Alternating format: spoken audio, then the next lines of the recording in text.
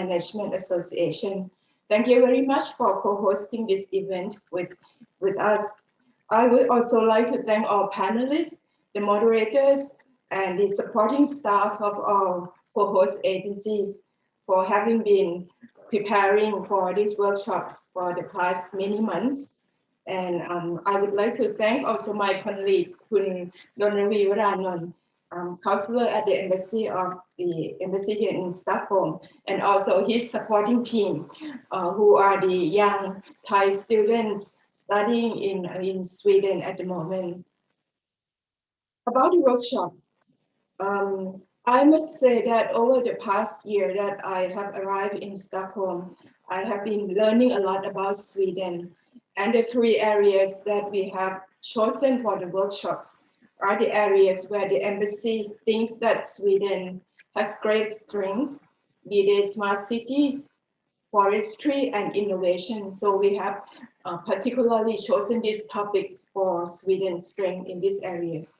On cities, despite COVID, I have been to a number of cities in Sweden and have also made virtual visits or met online with those responsible for city development.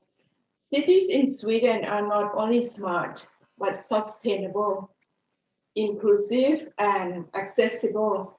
And most of our policies and measures taken come from consultations and stakeholder engagement. So this is something that we would like to learn from Sweden. On forestry, Sweden makes good use of the forest, both for economic reasons and for quality of life of their people. Forestry management is something that we in Thailand can certainly benefit from Sweden's know-how. And tomorrow we will have the honor of having our Minister of Environment speaking to the workshop tomorrow as well at the opening. On innovation, Sweden always ranks among the very top countries in terms of innovation. And innovation here comes as a result of its ecosystem and especially its partnership between government, universities, companies, and communities. The three workshops will only cover about 6 hours. So I think that's not enough time for us to understand each other, but I hope that it will be the beginning. The three workshops will offer you food for thought, they will inspire you, and they will allow people on both sides to connect and to network for further collaboration, be they for investment or for business opportunities, or even for knowledge. So the Thai Embassy in Stockholm stands ready to facilitate any collaboration between our parties concerned. On cities, the topic of today's workshop, why cities are important. Today, over 55% of our global population live in cities, generating about 80% of global GDP, and they are responsible for 70% of global energy-related emissions. Yet cities all around the world are facing with challenges, be they urbanization, energy consumption, waste management, and aging population, to name a few. We need to work on cities to make sure that city development is carried out in a balanced manner that will ensure sustainable development with respect for the economy, the society, and the environment, and not at a cost for our future generations. So let's work city by city, community by community, and making sure that we actually get our stakeholders to participate in the bottom-up manner to decide for the future of the society we want to live in. That is all for me. So let me pass the floor to my colleague, Ambassador Yoon in Bangkok. Thank you very much for joining us today.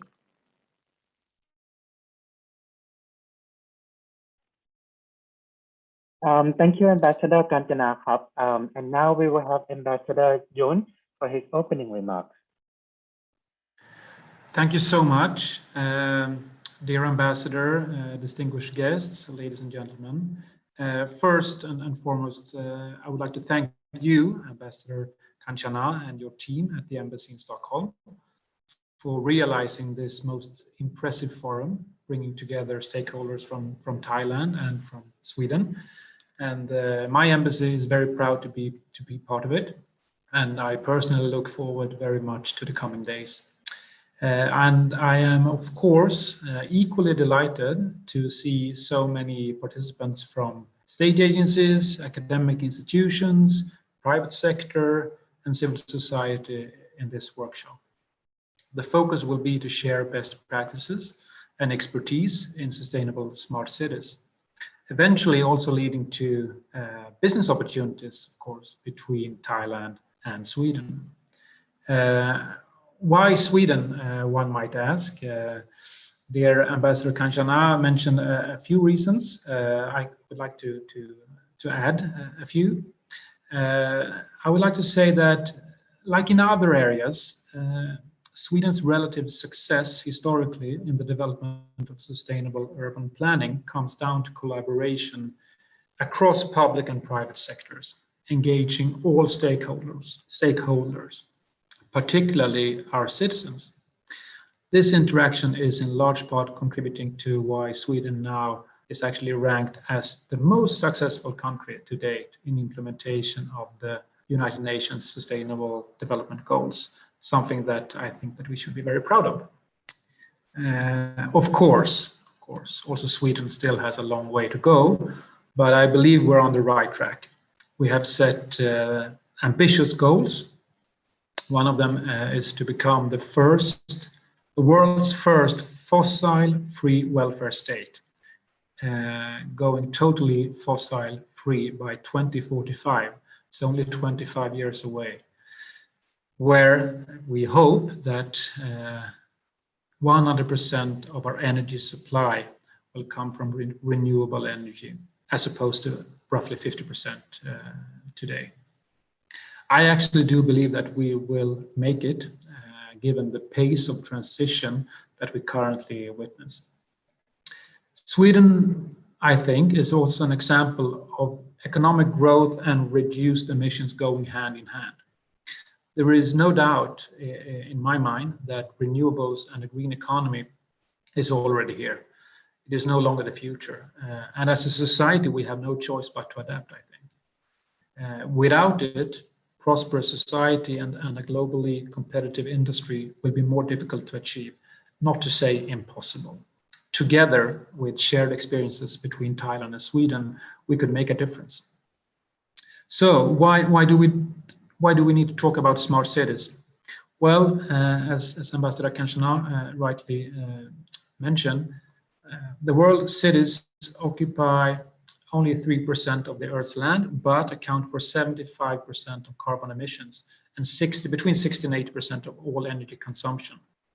Undoubtedly, innovative solutions are needed here for a smart and sustainable living.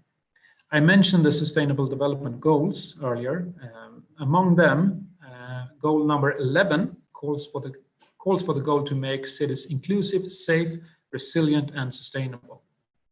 Considering that more than half of the world's inhabitants live in cities, it will be through the integrated and participatory development of cities where we could achieve actually also other development goals, such as poverty eradication, equality, climate change reduction, and healthy lives, among others.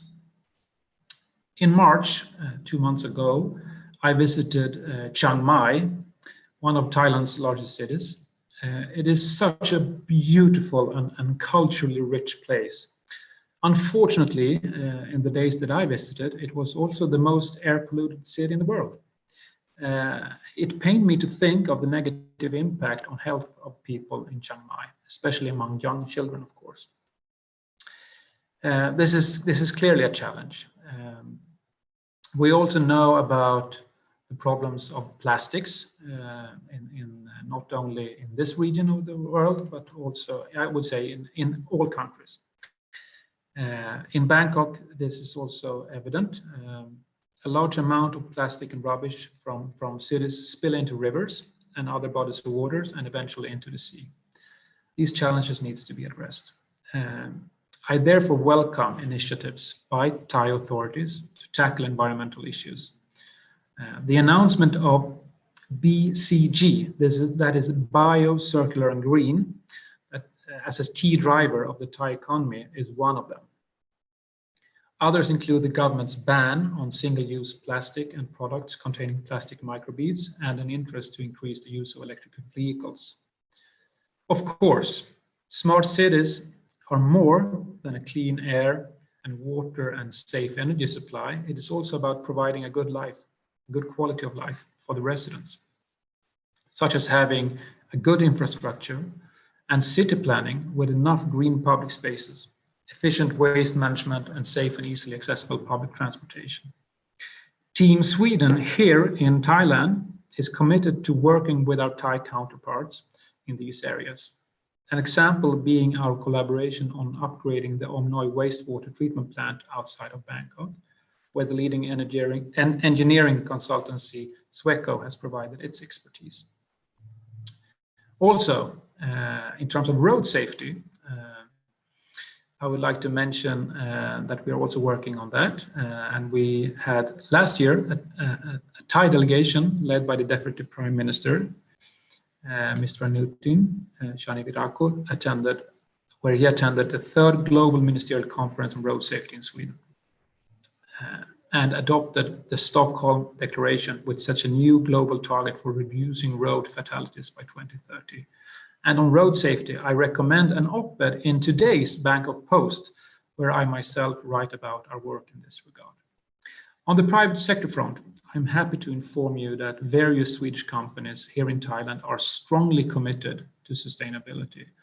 I think this shows also that the businesses are steadily increasing their competitiveness by incorporating sustainable strategies. Lastly, I would like to reaffirm Sweden's continued support and cooperation with Thailand in achieving sustainable smart city goals. And also let me conclude my remarks by wishing you all a successful event with many new valuable ideas and connections. Thank you so much.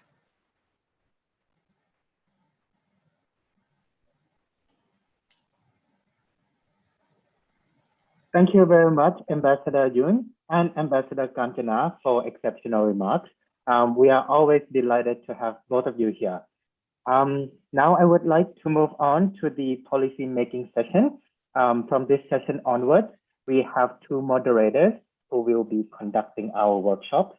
I will invite both our moderators here. First, we have Anna. Anna is a project director and urban development expert at Sweco International. Anna has extensive experience in working with urban development projects with a focus on developing countries. And now I will also add Kun Pojanat. So Dr. Pojanat is the Executive Director of Thai Swedish Chamber of Commerce in Bangkok. She is particularly passionate about partnerships between businesses, governments, academia, and the public to achieve the sustainable development goals. So I will pass my floor to Anna. Anna will be our moderator for the first session. So I will pass the floor to Anna. Thank you. Thank you so much. Very happy to be here today and to talk about this exciting topic of sustainable and smart cities. We have an exciting list of speakers ready to share their knowledge and experience with you today. But first, a few housekeeping rules. We are going to accept questions at the end of the 2 sessions. We have an open floor at the very end of these talks. And so we're very happy to receive your questions, but please put them in the Q&A chat, not in the chat, but in the Q&A box in your Zoom toolbar at the bottom, so we can follow all of your questions. We probably won't get to all of the questions, but we can follow your questions there. And also, if there's something that remains unanswered or that you would like to get in touch with any of the speakers or us, the moderators, please direct an email to the Thai embassy, and they can direct you on so that everybody can follow up. I would like to start then by asking to the floor Mr. Björn Hugosson. He is the Chief Officer of Climate at the City of Stockholm, and he is our first speaker. Please go ahead. Thank you so much for inviting me to this important workshop on sustainable cities. I represent the City of Stockholm, where I work as Chief Climate Officer. So it's my work to coordinate everything around commenting climate change and reducing emissions. I would like to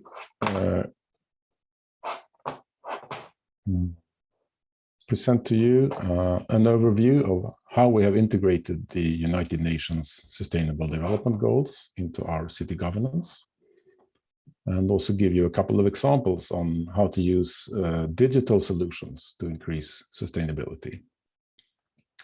Here you see our beautiful capital of Stockholm, Sweden. You see the City Hall, which is my normal workplace when I'm not working from home. You can see that in wintertime, it's common to go skating on the ice of our beautiful city. Stockholm has around 1 million inhabitants. It's a city of a strong knowledge sector. We have businesses centering around ICT, software development, life science, and the like. We have a long history of working with sustainability. In the 1970s, we produced our first environment program. And ever since then, sustainability has been an important part of the DNA of the city, so to say. And we see clearly that this adds to the attraction of the city, that being a sustainable green leader attracts people and companies to come to our city. Mr. Ambassador mentioned that we see in Sweden the development of strong economy and strong population growth in combination with reduced emissions. And we see here the figures for Stockholm, which gives this example very clearly, I think. So this is an important message, that you can have a strongly growing city, both in population and economy. At the same time, we see a continuous decrease in greenhouse gas emissions due to the use of renewable energy and smart technology. We have a local parliament in Stockholm, the city council, which is elected every 4 years at the same day as the national elections. We have 9 political parties in the parliament, and 5 of those form a coalition, which is led by the mayor. And this is a coalition of liberal, conservative, and green parties. So, to today's topic, how to integrate the SDGs into the local governments. Well, the first thing to do is to understand how the locally decided goals are connected to the global goals. And this is a key first mapping that needs to be done, to take into the global sustainability context, to bring it into the local context. And our first operational goal is a modern city with opportunities for everybody. This is very much connected to the social sustainability dimensions. So these are UN SDG targets, which are most relevant. This is on education, on fighting poverty and inequalities in the city. The second target is a dynamic and sustainably growing city with a strong economy. So this is relating to the image I just showed you, how to work on ecologic sustainability with energy, greenhouse gas emissions, ecosystems, water, and the like. And the third target is a financially sustainable and innovative city for the future. This is connected to the SDGs on economic sustainability, which is working conditions, labor market, innovation, industry, and also partnerships. So from this work, we have understood that the global sustainability goals is an important tool to improve our own development of sustainability. we can bring in the global dimensions and understandings from this very smart system of goals into our own work. We have also followed these important 3 steps to further deepen and understand how to integrate the SDGs.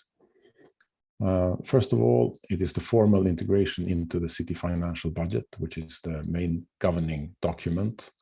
So in here, there is a clear assignment to all the operations of the city, of the municipal body, to work with the SDGs in their operations and also to report back to the local parliament 3 times per year on the progress.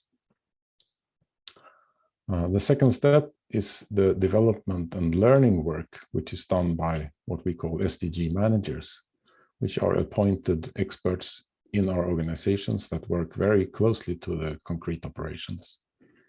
So these are responsible for driving the development, also learning from the experiences.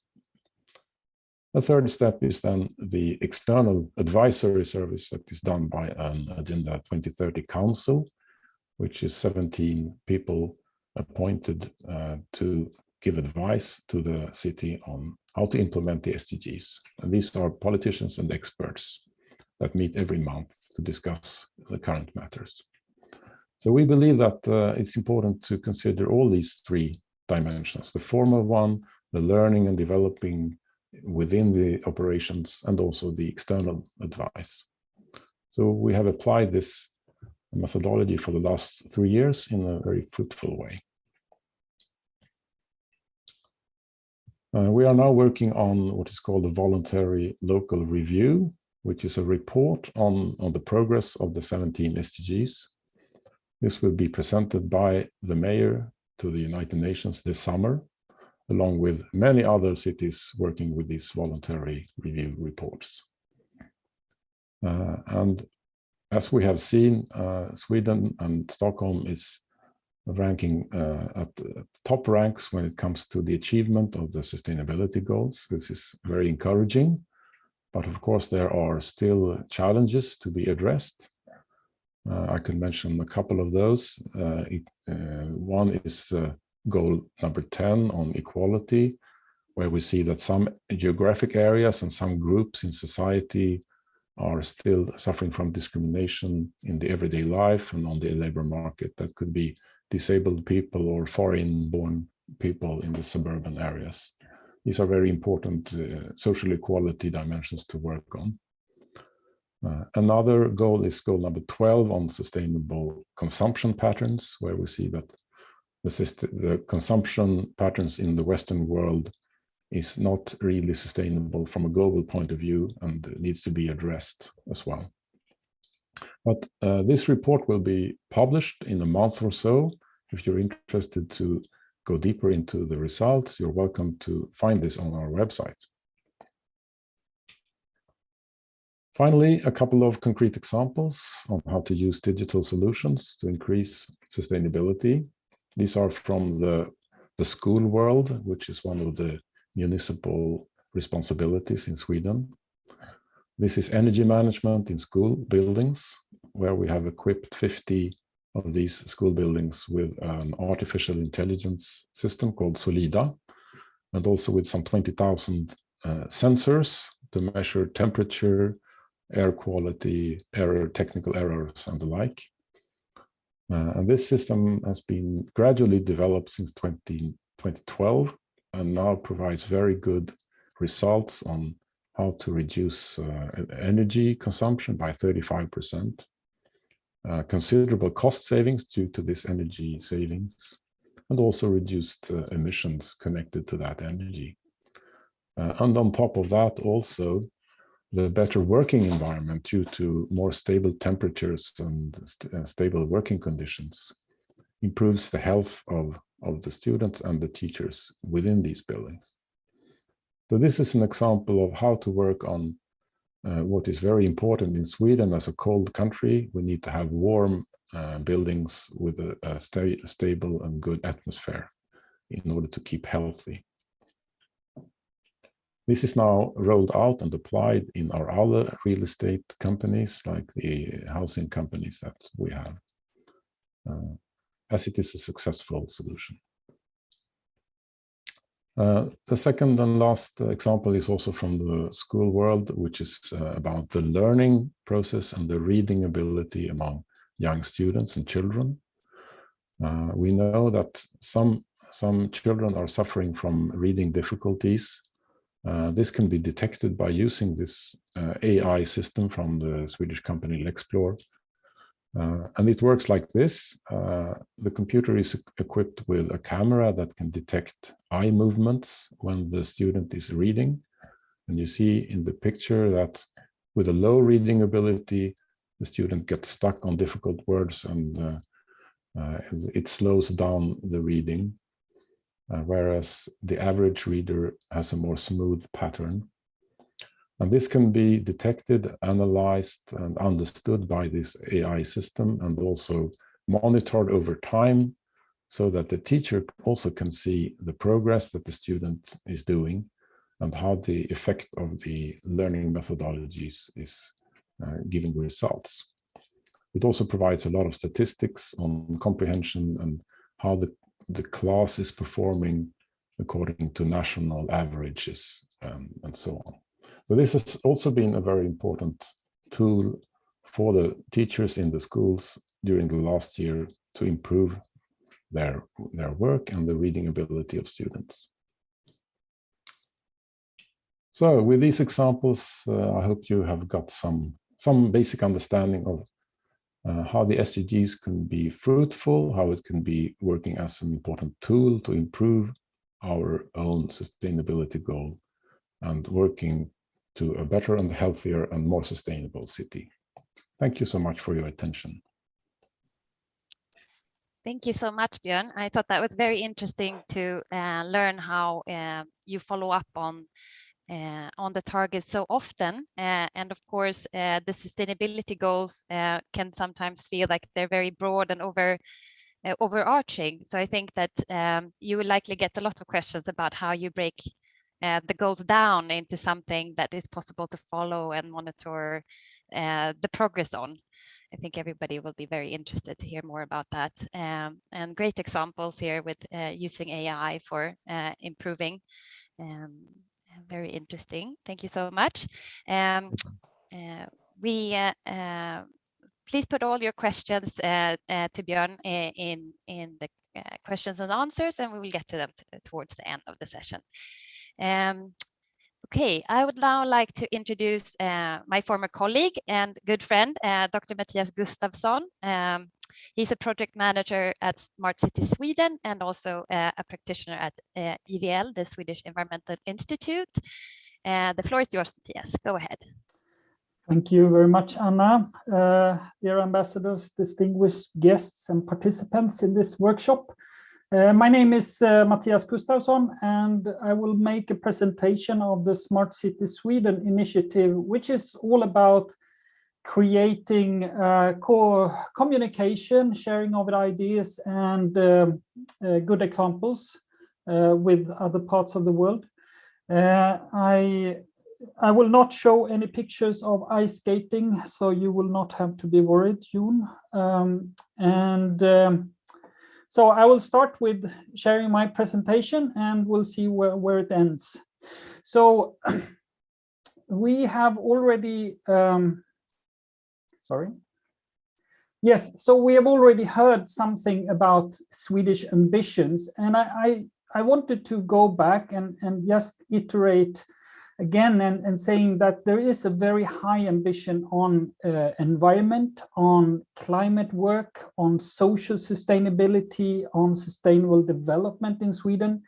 And it has a long history. So it goes back to we had a meeting in the UN environmental meeting in '72 in Stockholm.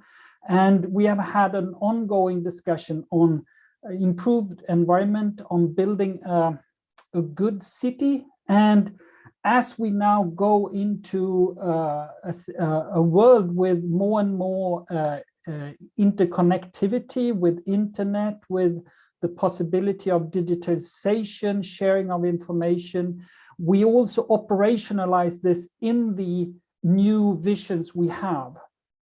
So we have had national environmental quality objectives for a long time, working with that. Now we see how the Sustainable Development Goals are operationalized in the work, as was presented also for the Stockholm case. We have a climate political framework. We go for a net zero emission by 2045. This is the government and the ambition by the country. And we already see that there is a 70% reduction of emissions from transports, for example, and we have this 70% reduction as a goal by 2030. And we have seen already the picture from Stockholm. Now, this is the same picture again, but for Sweden as a nation. But again, the most important thing here to show is that you can decouple economic growth from the growth of carbon emissions. So GDP growth of 85% at the same time as we have a carbon emission reduction of 27%. So again, there is still a way to go for the Paris Agreement goals, but this is a showcase that it's possible, and innovation, technical development are important parts of this. We have already mentioned the Sustainable Development Report and the ranking, where Sweden goes very high up at, as a fact, the #1 position, but is also very close to the other Nordic countries with Norway and so on. But we can see that the OECD average score is much lower. I would, however, like to point out that there is sort of a common challenge for many of the OECD countries of spillover effects. So even though we can showcase very good ranking for the work we do in Sweden, we do have a challenge in moving towards the sustainability for the whole world, so to speak. And in this sense, we work with sharing of knowledge, sharing of innovations, being part of the global community for facilitating, stimulating further innovation in the world. So we have had some good examples. One is, of course, on the waste issue, as also Yoon was mentioning about waste problems and challenges. About 1% of the municipal waste goes to landfill today in Sweden. We have 99% fossil-free electricity production already in Sweden. We have a very high gender equality, and of course also the innovative mobility sector, which is an area where we have both production, but also it's integrated in the systems. And of course, this is something I would believe you could hear much more from the Stockholm case, for example. But how did we actually get there? I already mentioned innovations, the long historical commitment on these issues, but also citizen engagement. We have many people involved in doing good things and being engaged in this transition that we see. We also talk a lot about system solution, and here smart city comes in, as we don't see the challenges as isolated items, but a part of the whole context which needs to be tackled. So that also goes with eco-governance. So this is where Smart City Sweden comes in, and Smart City Sweden is a platform where we want to, which was initiated by the government of Sweden and is now implemented. And the idea is that it's a one-stop shop, you could say, or an interface for people outside to meet the Swedish innovations, people working with good examples, and showcase the work we have done, and of course facilitate cooperation. The focus areas are climate, energy and environment, mobility, digitization, urban planning, and social sustainability. So again, you see how it all interacts. Many of the initiatives would, like was displayed by by the earlier speaker, go into many of these at the same time. So we work with all of the global goals, and we see this as an integrated platform. And the work we have done is there is a web-based system, so to speak, and we have collected more than 120 best practices from all over Sweden, which you can see on the web page. There is also more than 700 companies listed, so to speak, to be able to go and have contacts. And this is an initiative by the Swedish government, but it's supported also by 8 of the government agencies. It's led by the Swedish Energy Agency. And we also have offices around Sweden. So this is the offices we have. So there is from the north of Sweden to the south of Sweden. And this makes it also possible for someone visiting to go and see these nodes that we have. Obviously, this is the organizational chart. So we have a head office, we have the regional offices, and it's really about creating connections between the Swedish stakeholders, companies, public organizations, and with interested stakeholders from the globe, so to speak. And what we offer is very much linked to this. We have the possibility to have visits, study visits over this different type of things. Today, of course, the last year have shown that we had to go for much more virtual visits and showcasing on webinars, on live streams, etc. But also a very important part is matchmaking, so to speak, that you have an interest from outside. What are the offerings, the good examples we have in Sweden? How can that be applicable in the international arena? And we also do some pre-studies and follow-up visits for sort of facilitating these initiatives further. The process is really about having a meeting, checking what the opportunities are, creating a visit, meeting, study visit with Swedish partners and with the international visitors, and then looking for business opportunity for implementation. And of course, it's about business in one way, but we also see, again, that the business creates the process for this transition process. And we have some results this far. Of course, in 2020, we had more than 2,000 visitors, 127 delegations coming and representing 62 different countries. So it's really a very broad approach, which sort of connects with all these different stakeholders in Sweden. And some of these results that we have seen is a waste management action in Colombia, smart grid initiatives in Germany, transports in Morocco, wastewater trends in Bolivia, and urban planning in China. So, and again, a lot of these things includes the smart city approach with digitization, innovation, involvement of people in this process. So I want to say thank you, and you will find the contact details here, and please be in contact if you have any questions. I will also be present during the discussion later. Thank you. Thank you so much, Matthias.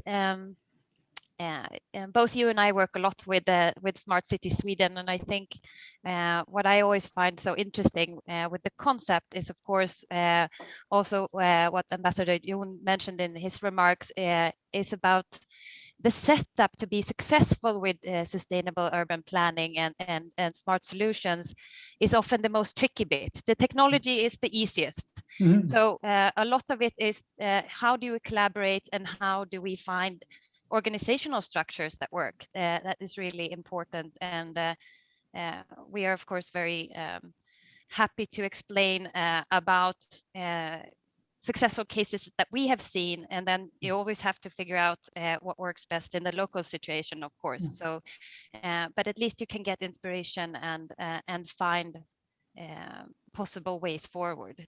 So thank you so much for sharing about Smart City Sweden. Thank you. Okay, we're moving on to our next speaker here. Dr. Pasakon will now share his presentation. He's the Senior Executive Vice President of the Digital Economy Promotion Agency. That was a long title. We're very happy to have you here, and please go ahead. Thank you. Ambassador, distinguished guests, ladies and gentlemen, good morning and good afternoon. First, let me share my slide.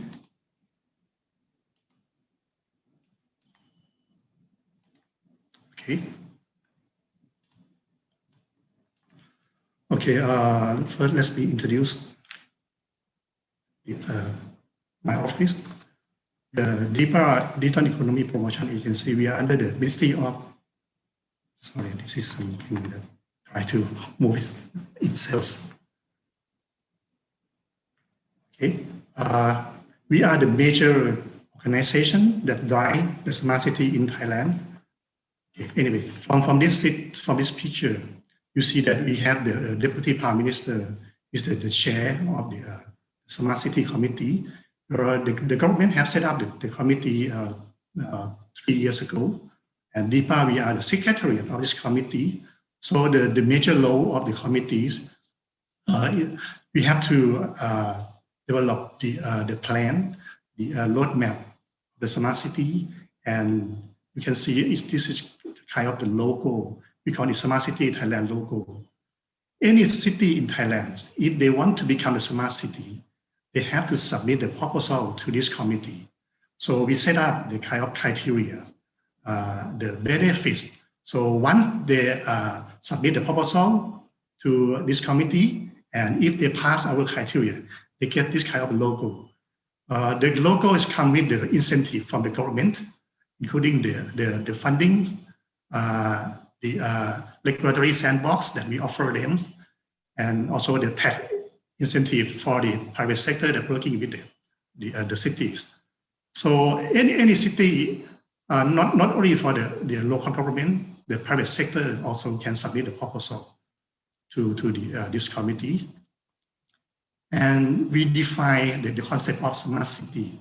The smart city in Thailand should be any city that leverage the technology and innovation and good design to increase the efficiency, cut costs, and innovate the city management, and to make the citizen happy. And also it must be something that sustainable in the long term. So we define the smart city into 7 dimensions: smart environment, smart energy, smart mobility, smart economy, smart living, smart governance, and smart people. So any city, they can pick the dimension, but the smart environment is the mandatory. So they have to pick at least the smart environments, and the rest of the dimension is depend on the context of the city. So they don't need to implement 7 dimensions. So like it depends on the context or the pain point or requirement of the cities. Because cities have the different contexts. And some cities are the existing one, where we call it the smart, livable city, and some cities develop from the greenfield, so it's a new city. So it's possible that the private sector can develop the new one, the brand new city, and submit the proposal to the government, and then the government will give the incentive, like funding to the city. And here are our target.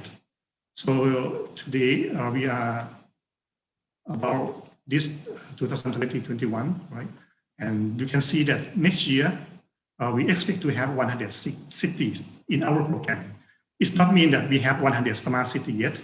It's just the 100 cities that start develop the city to become a smart city. So they just enroll in our programs. So we expect that we have 100 cities in next year. But today we have about 42 cities that have already submitted a proposal to us. So this is the pathway. The law of DIPA, my office. So we do the planning, coaching, and training, funding, and also matching for the city, and then help them to develop the proposal and submit to the committee until once they get the approval from the committee, then they get this kind of incentive. So the DIPA, we kind of the incubators for the cities. And here's the criteria for the cities that they have to submit a proposal. There are 5 requirements. The first one, they have to define the vision or the goal of the cities. For example, Phuket. Phuket is an island that they expect to become the world-class tourist area. So the goal is to become the very safe place for the tourists. So they have to set up their goals. And the second one is the infrastructure plan, the physical and the digital infrastructure. So they have to write down the detail of the infrastructure plan, so the government know how to support them.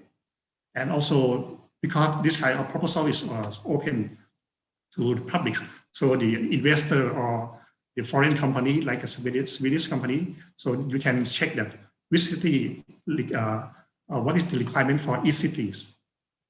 The third one, the city data platform is the key development because of the digital era. Any city have to collect the data.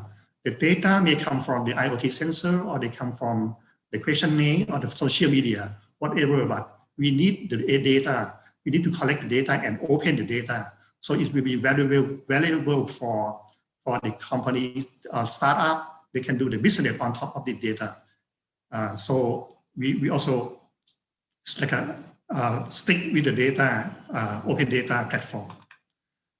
The fourth one is the smart solutions, smart lighting, smart parking, smart building, whatever, that it have to match the requirements or like the vision of that city. So they can propose any kind of smart solution in 7 dimensions that I mentioned before. And the last one is how to make it certain. So they have to submit the business models, the PPP of public-private partnership, how to make it sustainable.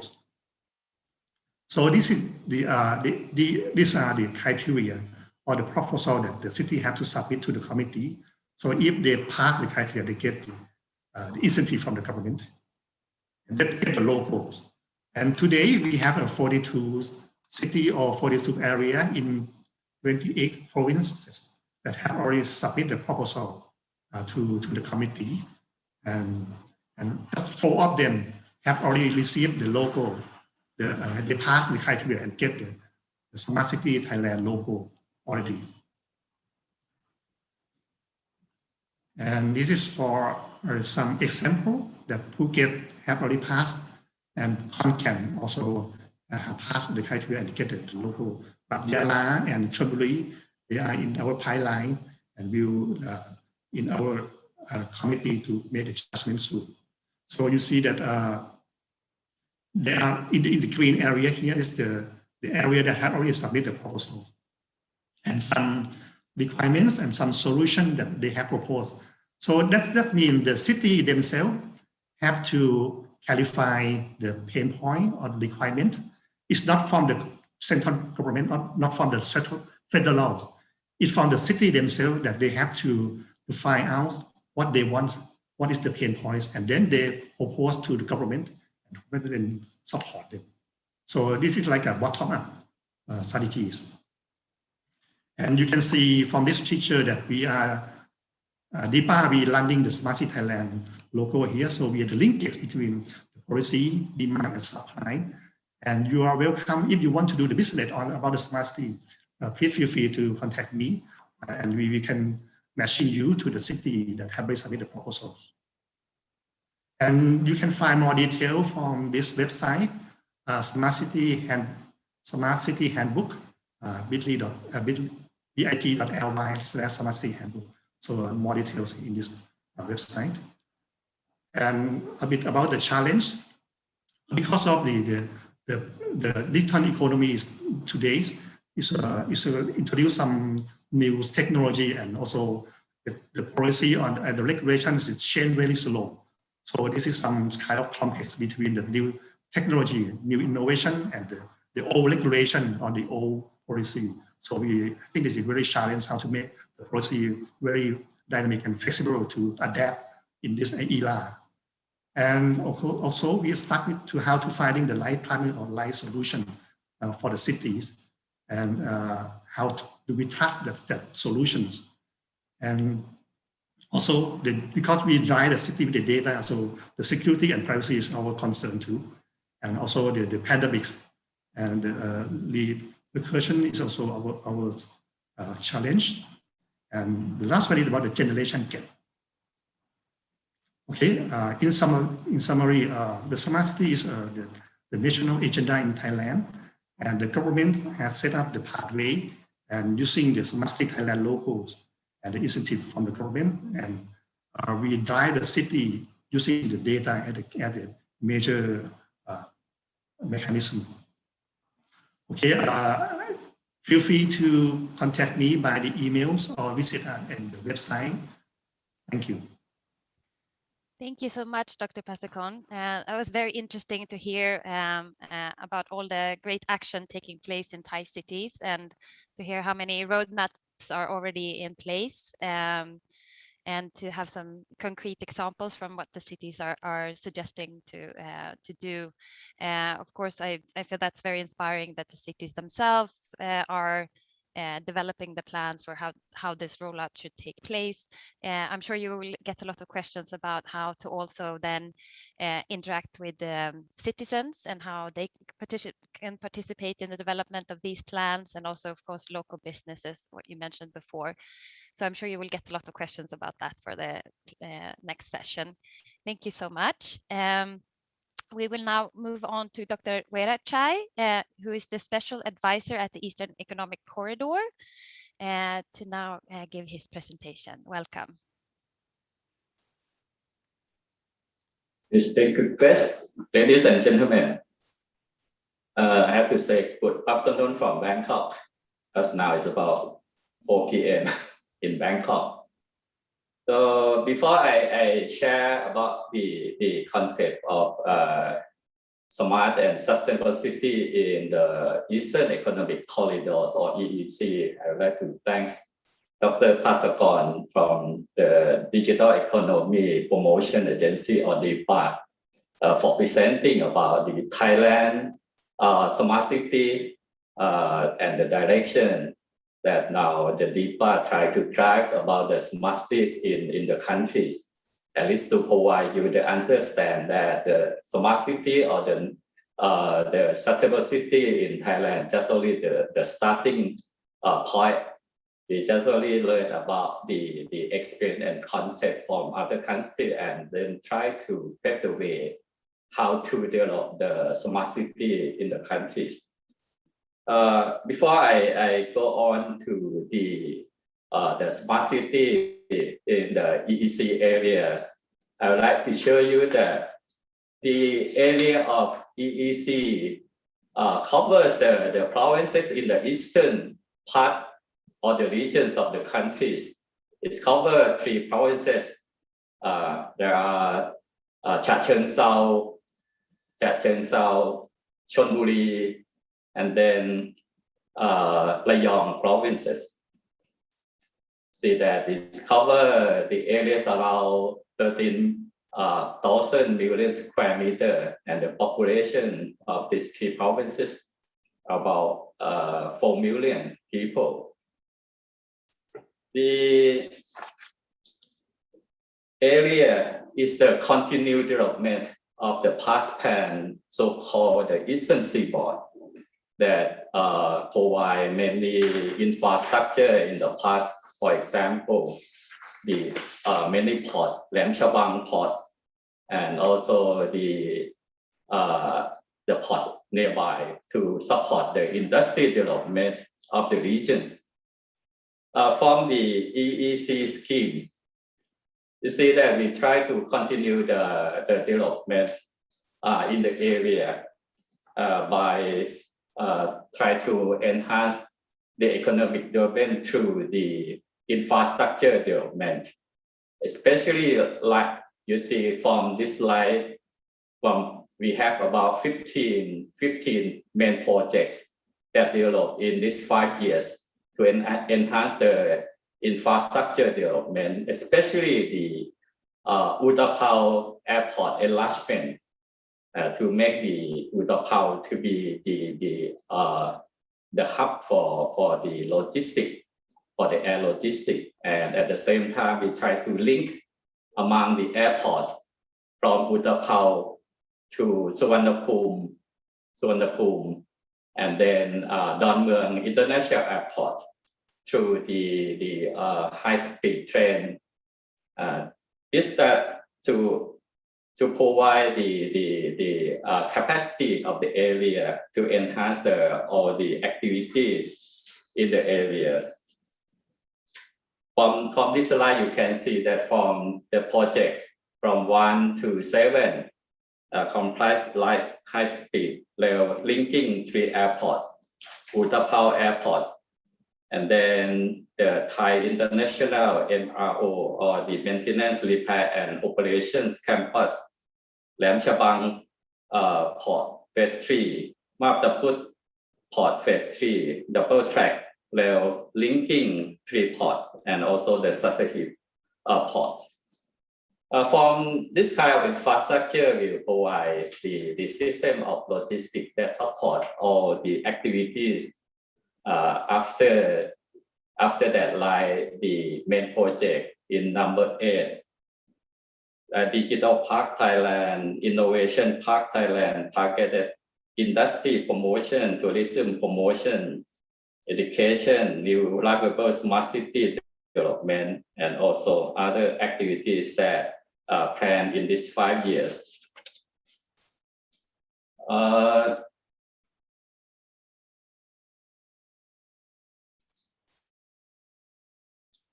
Okay.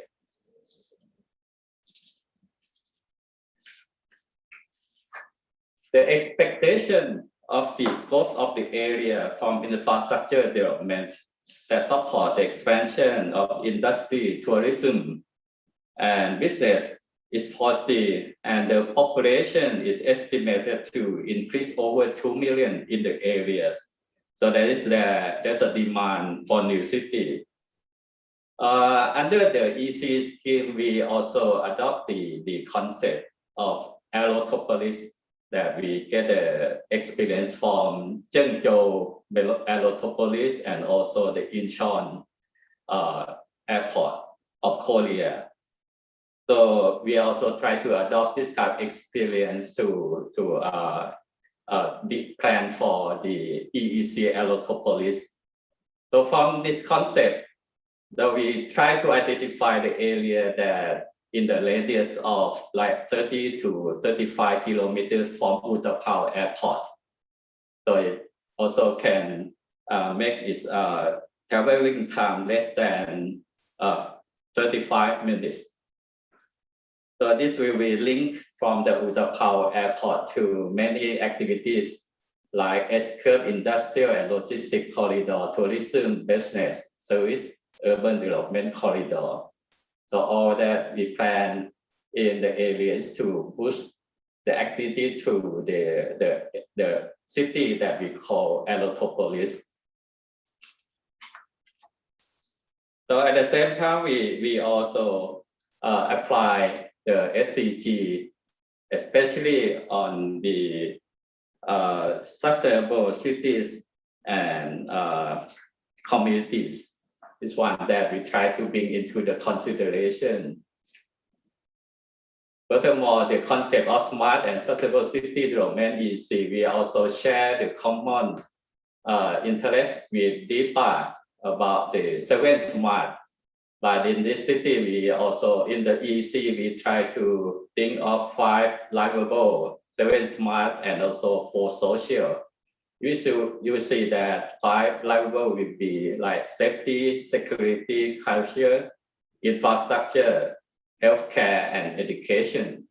While 7 Smart will share the same with DEPA that's identified to be like smart people, smart living, smart mobility, smart energy, smart environment, economy, and governance. While for social, the lifestyle, tradition, communities, rural, urban, multicultural. And the goals of the city should be the low carbon society, smart growth, and also the circular economy. This will show you some of the characteristics of smart city, but I think that you also learned from Dr. Pascal about the Sovereign Smart, about the smart environment that will be like the efficient managed resources in a sustainable and integrated manner. While smart governance, smart living, smart energies, we plan to be like the city have the clean energy, and smart economy, smart mobility, and smart people is all the same common that we share with the DEPA. While the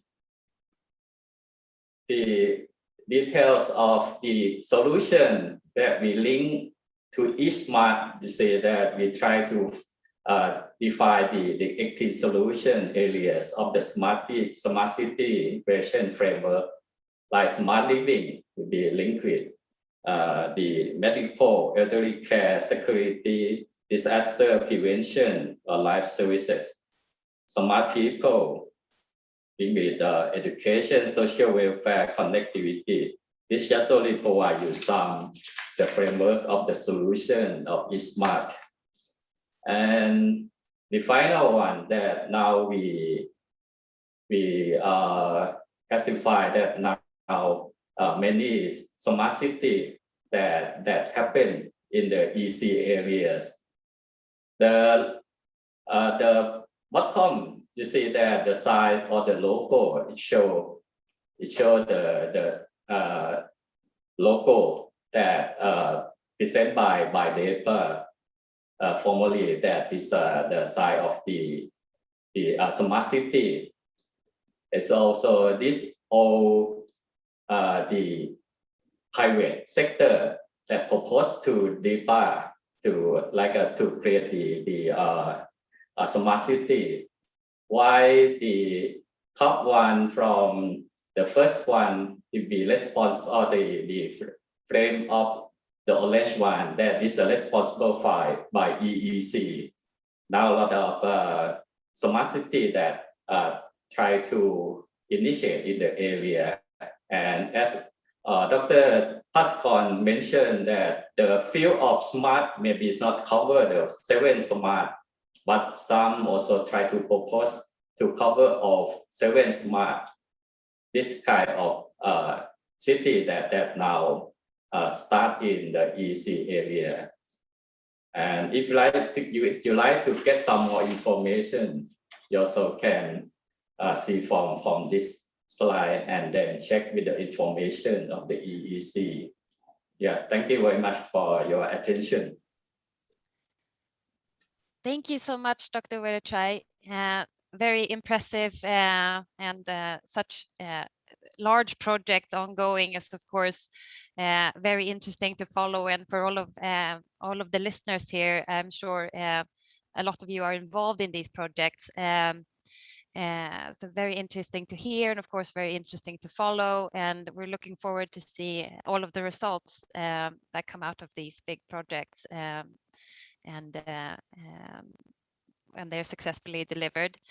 That sums up our session from the policymakers, and I think that it's very interesting to see all of these initiatives and the strong drive that both the governments have, and all of the projects that are coming online.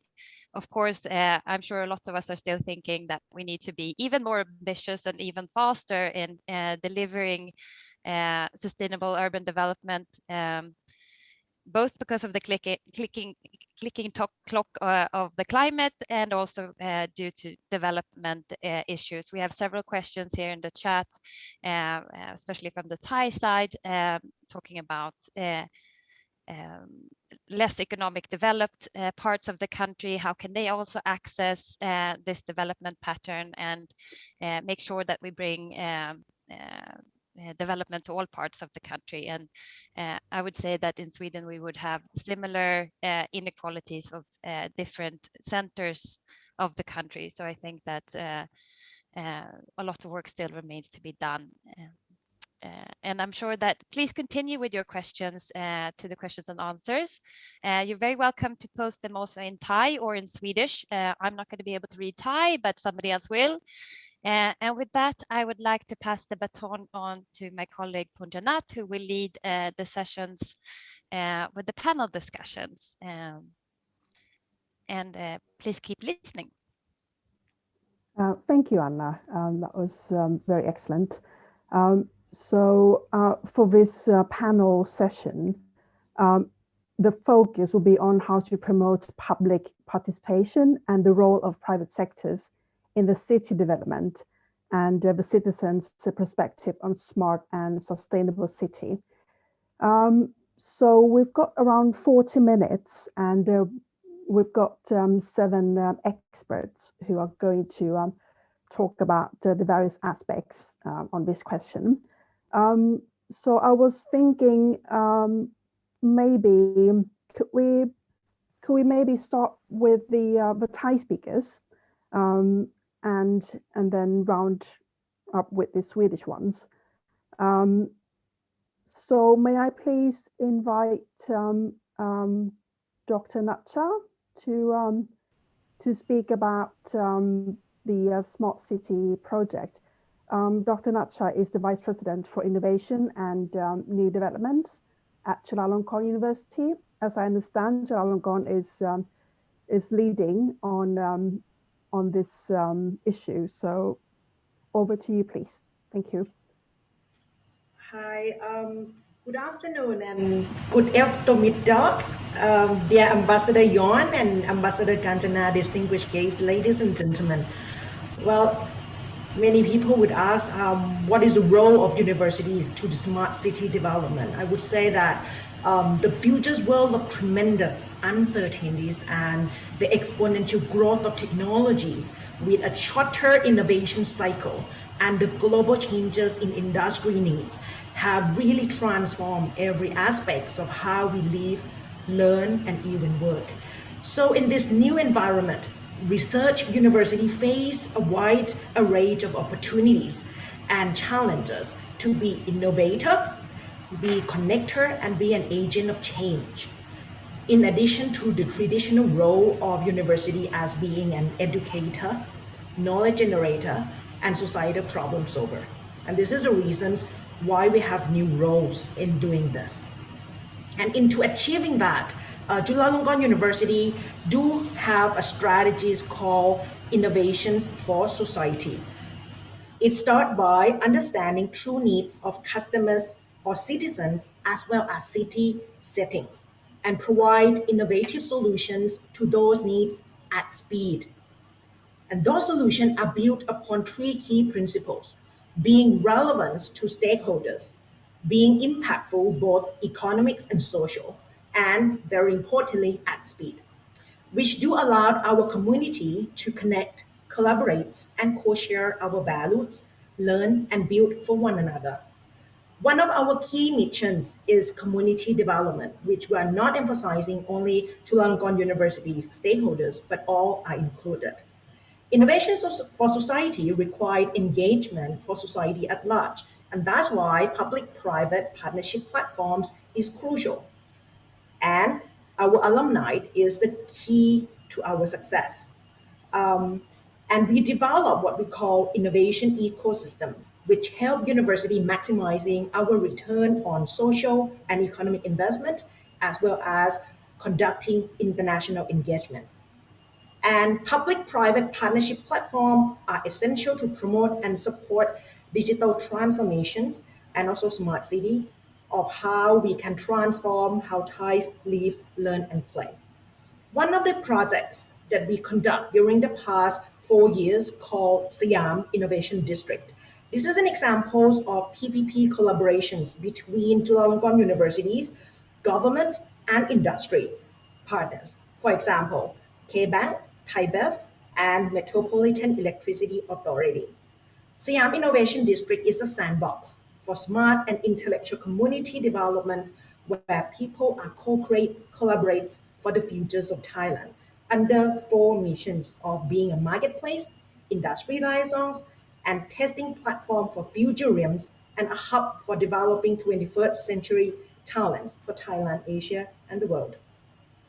To date, we have more than 232 innovation-driven teams founded to create innovative solutions to improve citizens' quality of life, more than 1 million and affecting more than 52 provinces in Thailand.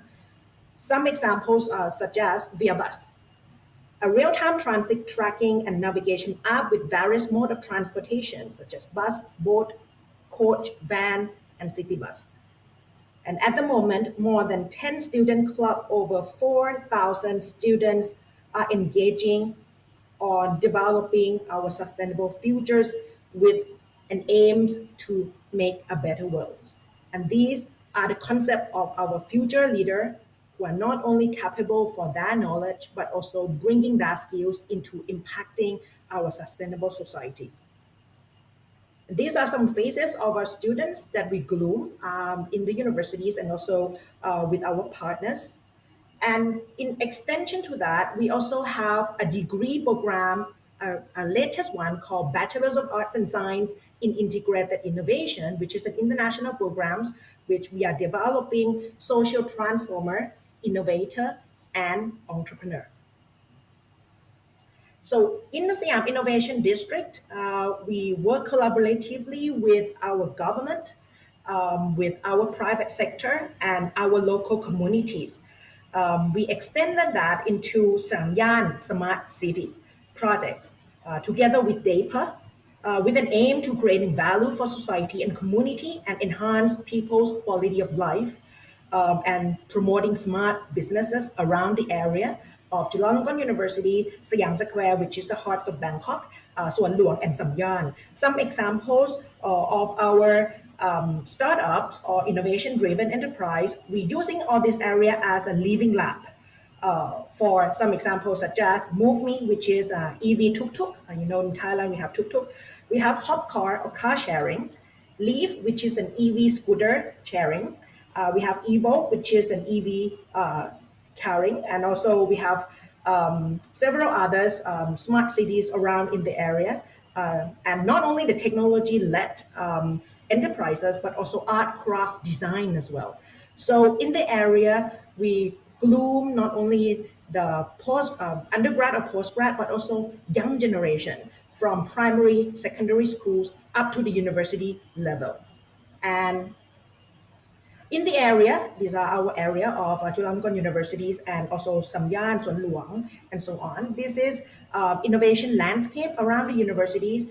We do have Siam Innovation District right in the center of Siam Square. CU Innovation Hub, which is a hub of people that working in several areas. And we have Art for C, which is art for community. So smart city is not only about technology, but we embedded arts designs into understanding true needs of customers too. And our latest one called Block 28. So in the States, there is Silicon Valley. Around Chula, we do have Block 28, which is a creative and startup village for a grown-up one. And yeah, we're using arts to uplift the people in the area to have something new and something nice to the community. And also digital arts hubs, as an example. So as we can see here that higher education is not only producing workers for established firms, but also intellectual capitals and human capitals who go out there and build innovation-driven enterprises. Our society needs more social transformer. We need more innovation entrepreneur, and we need more technologies innovator to prepare our future's uncertainties. And Chulalongkorn University's priority is to develop future leader We hope to produce graduates who are not only knowledgeable in their fields, but also able to serve the community.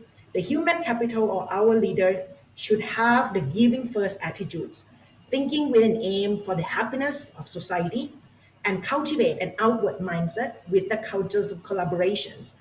As educators, we contribute to the development of human capital through reskilling, upskilling our people, and to be more relevant to the current and the future's need, and by creating new and better jobs through new innovation enterprises at speed.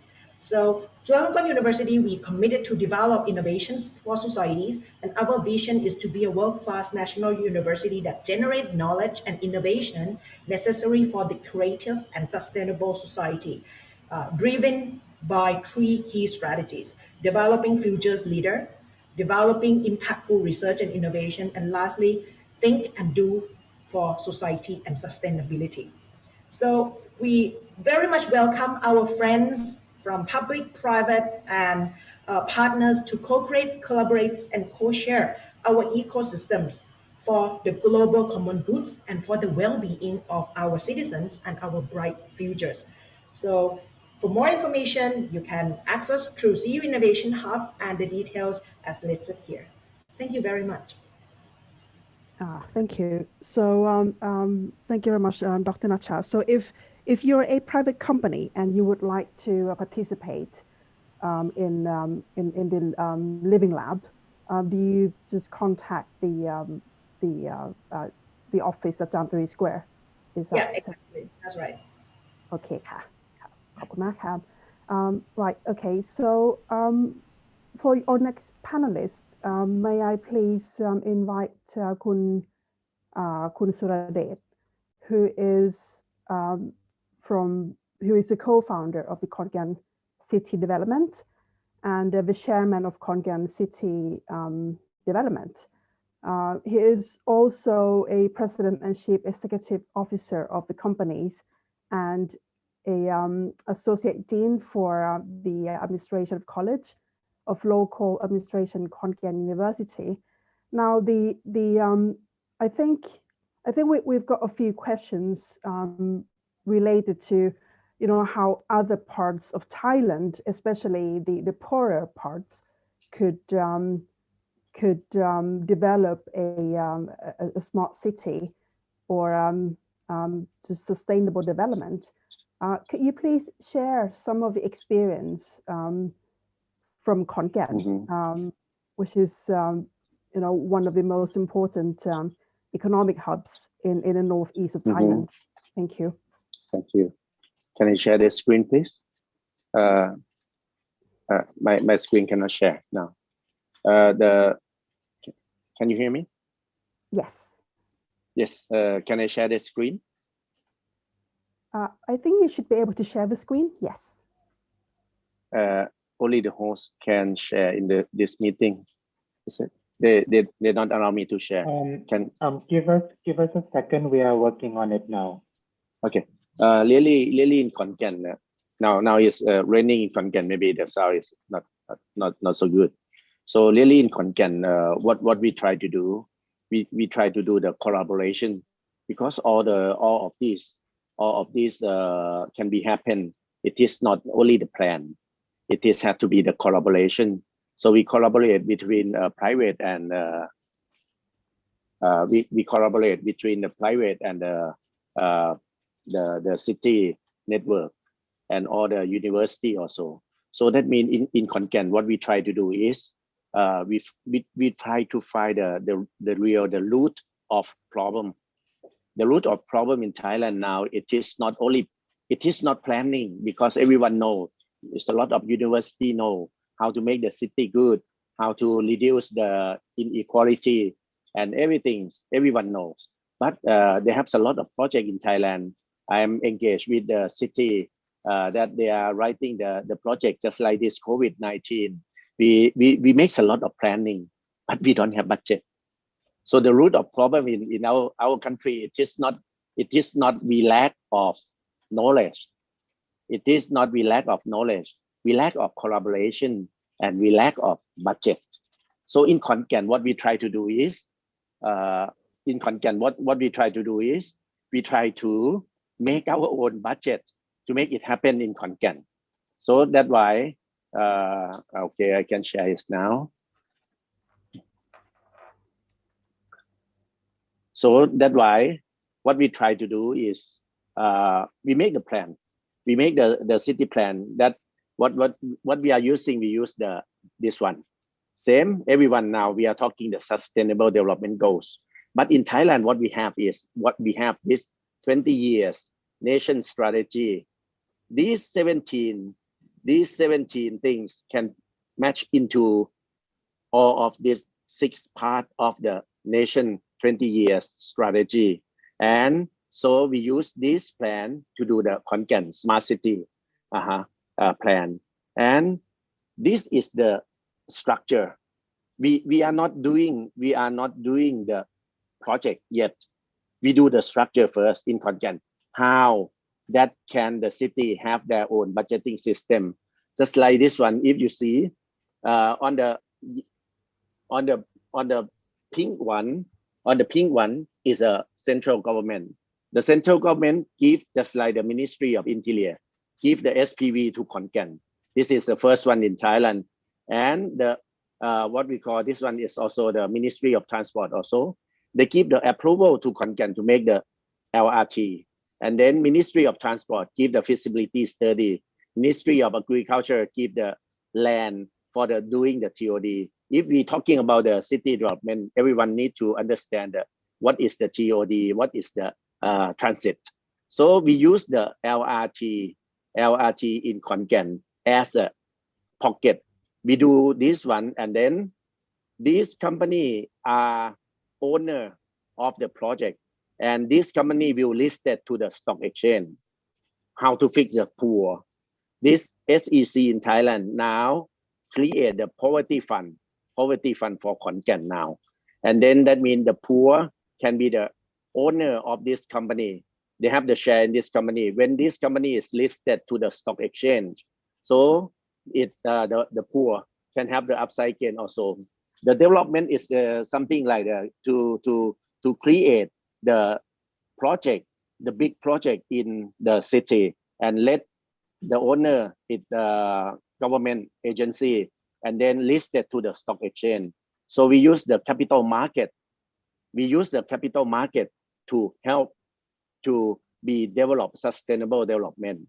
And then just now we have the on the below one, we have the Khon Kaen smart city and my city strategy. That's what I just talked now.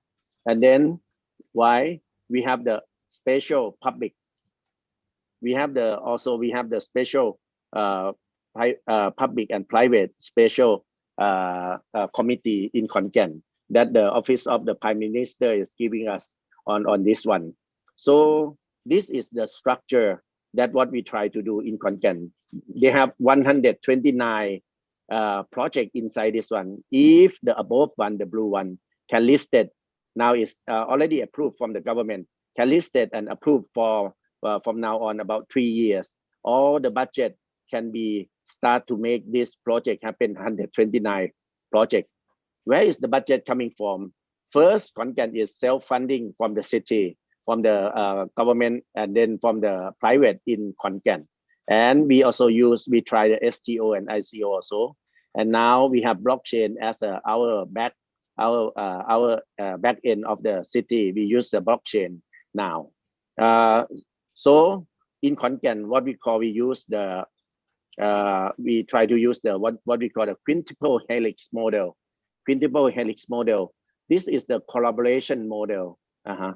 And because at the end, what we need at the end, what Khon Kaen try to do is this one, the transparency of the city.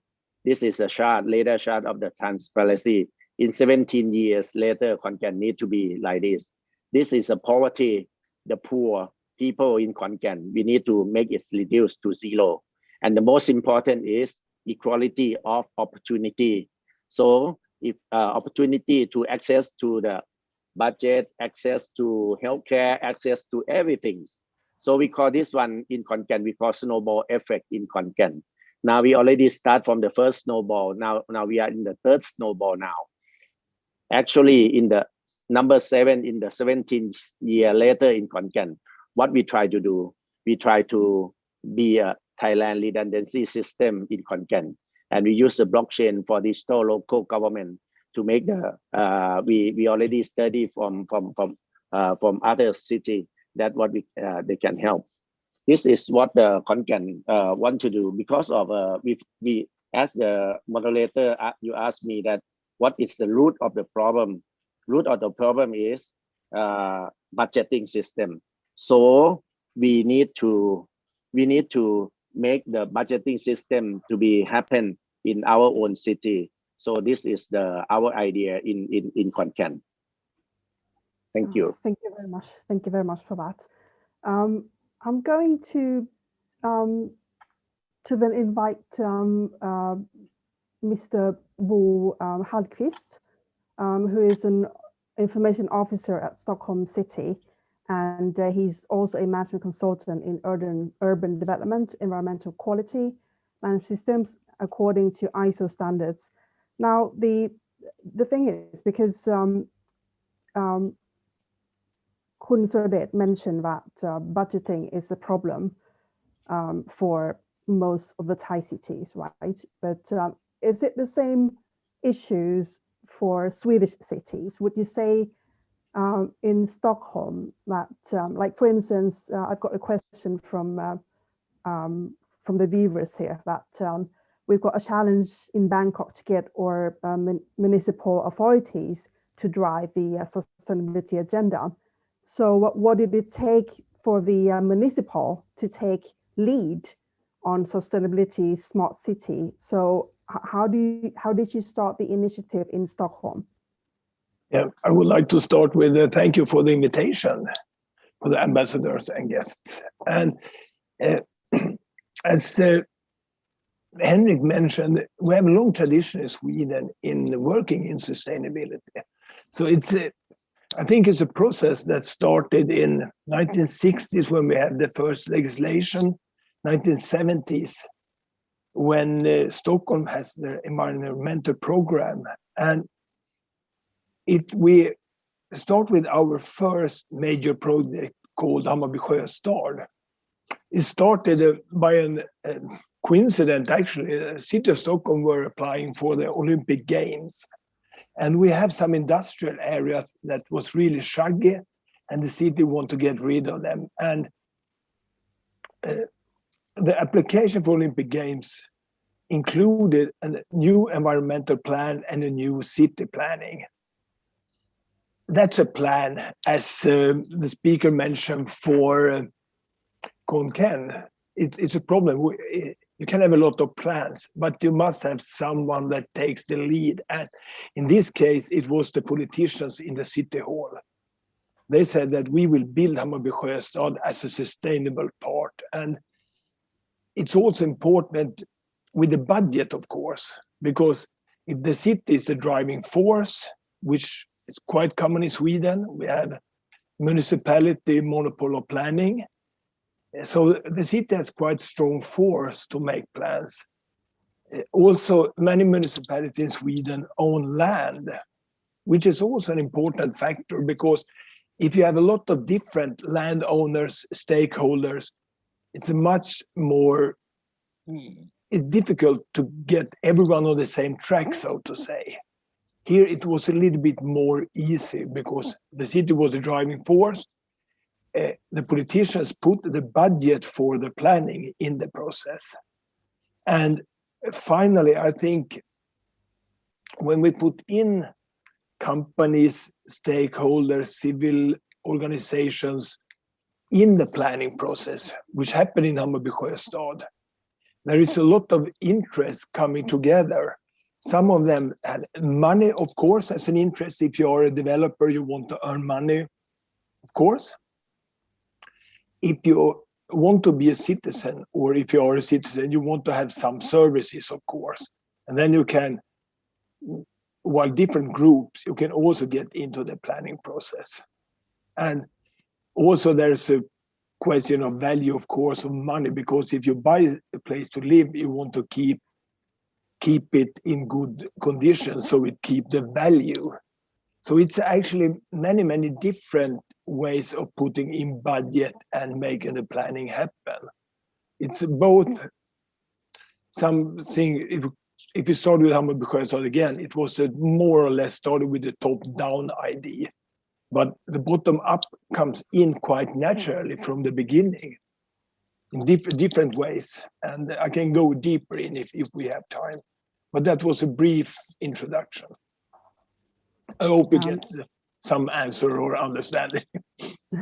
Thank you very much for that, Bo. I thought that was very interesting that, you know, because of a big international project like the Olympics bidding, that kind of like gave Stockholm a push to really act on that. May I then invite Katrin to share their experience on Umeå. So Ms. Katrin is a manager of international affairs at the city of Umeå, and she's been working for Umeå County since 2006, and she's previously worked in the regional development of Umeå region. So did you find that it was similar experience in the development of Umeå European Capital of Culture back in 2014? Yes, thank you for the invitation to this forum. Very interesting to listen to all the speakers and to the challenges that we all are facing. Umeå is one of the fastest growing European cities and is the center of growth in northern Sweden. And we are situated 1 hour north by flight of Stockholm. And our population has increased by 50% in the last 50 years. So today we have about 130,000 inhabitants. That's quite small if I compare to Thai cities, of course, but we have quite interesting methods how to communicate with citizens and different stakeholders. As you mentioned, we were the European Capital of Culture in 2014, and I was the project leader for that project. And we have been the finalists in the European Environmental Capital 3 times. And we are very happy to share our knowledge and experiences in different areas. And we have a long tradition in doing that. So we have been working with different stakeholders all over the world in different environmental projects. And as the Swedish ambassador, Mr. Åström said, the Swedish city planning has a long tradition of engaging all stakeholders. And that was also the fact when we were bidding to become the European Capital of Culture. We had 2 criteria to work with. The first one was the European culture, and the second one, the city and the citizens. So we started to have a lot of direct conversations, workshops with the citizens to be able to listen to the needs of the citizens. And the City Council of Umeå, we have a long-term objective that includes growth of sustainable social, ecological, cultural, and economic development. And we have plans to become climate neutral by 2040. And we have a very interesting project going on now, and that is Umeå Smart City, the university city, where we have involved all the stakeholders, public authorities, that's quite many, 2 universities. We have a regional hospital with a lot of employees. So as many have mentioned before, I would say that collaboration between public authorities and co-creation with citizens. That is the way forward, building a sustainable city. Thank you. Thank you. Can you please just elaborate a little bit more? Maybe let's see. Maybe Peter Mellberg. Can you please help elaborate a bit more on how the private sector could participate in this process? And I'm just going to mention that Mr. Peter Mellberg is the director and a master expert traction systems at Alstom Transportation. And he has 34 years in the business for traction system design and trains. So thank you. Thanks for that introduction. Thanks for the invite to this meeting. Can you hear me well? Is the sound good?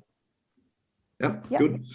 Yeah, I work for Alstom. We deliver train and train systems, driverless trains all over the world. So we work a lot with e-mobility, batterification, and the train is already green, but we're always trying to make it greener. And what people sometimes don't realize today, that a train is a container of high technology. There's so much technology and knowledge in it with Wi-Fi, 5G, artificial intelligence. So we are trying to put that in a bigger context to connect the whole system. So if we talk about the smart mobility system, it's a lot about data integration. And I agree with what everyone has said here. The biggest the biggest challenge is the collaboration between all the stakeholders, because the technology is already there. For example, we are delivering now to Bangkok the first monorail, which is complete driverless. So we will double the daily ridership, for example, in Bangkok when those are in traffic. So that is already there. If the funding is there, we can deliver. But the big bottleneck is, like also was mentioned, competence, education of people to feed this system for the future. For the future, it will expand so quickly. So one of the big bottlenecks, like you mentioned, Nacha, will be people educated enough to understand those complex systems, because it's sort of a multimodal operating system that we are looking at. So our challenges have been, we have done many projects now. One is in Zaragoza in Spain, and it was to increase the whole passenger flow and the whole train system capacity with buses, taxis, everything that connects the mass transit to the society. And the biggest challenge was the collaboration with authorities and operators. So that is sort of how we see it. We can deliver, the technology is there. To secure the future to 2030, 2040, we need to look at the education systems. And then, as you said, Suradek, the funding system from the government and so needs to be there. But I'm very impressed with everything I've saw now with the national agenda in Thailand, all the strategies. There's so much in place that I was actually impressed of. So that is a little bit on how I see it. So Peter, could I just tease out a little bit more about what you said about the technological innovation? Because like Hun Suradet said, I mean, we've got the technology, we've got the knowledge. How did the Swedish companies and the authorities connect together? I think Bo mentioned that it was a top-down process, but what was your experience? Like, did you just walk up to the local city or what happened? What we have, I'm in Västerås. It's 100 kilometers west of Stockholm. We have something called Energy Competence Center here with all the big companies, Hitachi, ABB, Alstom, and the city, and the mayor of the region is the head of the board of that competence center. So we have the city, the university, and the big companies. And that is it also falls under this collaboration thing that we have discussed. We have also formed something we call an electrification hub with more companies, with small and medium enterprises, that we work together in this region. Northvolt is there, this is the new battery company, to first feed the system competence, but convert that competence to smart solutions, so you get business of it. Then you again come back to this, you need to have these clusters of collaboration, that you get the whole chain, like also Catherine mentioned, from the hassles of the city to the citizens' needs, because a smart city is something people enjoy living in. So you start with the people, and then someone need to lead it top down, like Bo said. You see everything fits together here, and then you take it through these collaboration hubs, or what we call it, so it all fits together. Otherwise, it's very easy that it gets fragmented, and sometimes you tend to think that the technology is not there, but it is there. You just have to put it into a context, in a smart context, and that involves many stakeholders. So I would say part of the complex problems for the future is this collaboration. Who owns data? Who can share? To get it together in some practical solution. But what we have done in Alstom, and we have many projects in France, Spain, and we have one in Oncopole in Toulouse, where we have made a driverless shuttle transport to the hospital. It's a sort of limited space, so it's all there, but just to collaborate and find the funding and the solutions. Okay, thank you very much for that. May I then please invite Mr. Johan Burke, who is the project manager of the Tekniska Verken Linköping. And he's been responsible for companies' international relations, and also the public affairs, with a special focus on the waste and biogas sector. So because Thailand is a big country with a lot of agri-business, I think many of our audience are interested in learning more about, like, for instance, how do you turn waste to energy? That seems to be a very smart thing to do. So Johan, please. Thank you very much for inviting me. And as you said in the introduction, I'm representing the company Tekniska Verken, and Tekniska Verken is a company owned by the municipality of Linköping, or the city of Linköping. We are a multi-utility company and are responsible for the main infrastructure for the city, which includes electricity production, distribution, district heating and cooling and distribution of that, of course, production of biogas, distribution of fresh water, and treatment of wastewater, and some other things. But in terms of waste to energy, we divide that normally into two different streams. You have the organic waste and you have the combustible waste. In this seminar, I would like to spend a special focus on the biogas sector. And as mentioned earlier today, it has a lot to do about collaboration. And we started our development of a biogas production for more than 20 years ago, and it all started with a collaboration. First of all, we had to agree on the fact that waste is not a problem. Waste is an opportunity and is a valuable resource that can be used in a good way if we treat it well.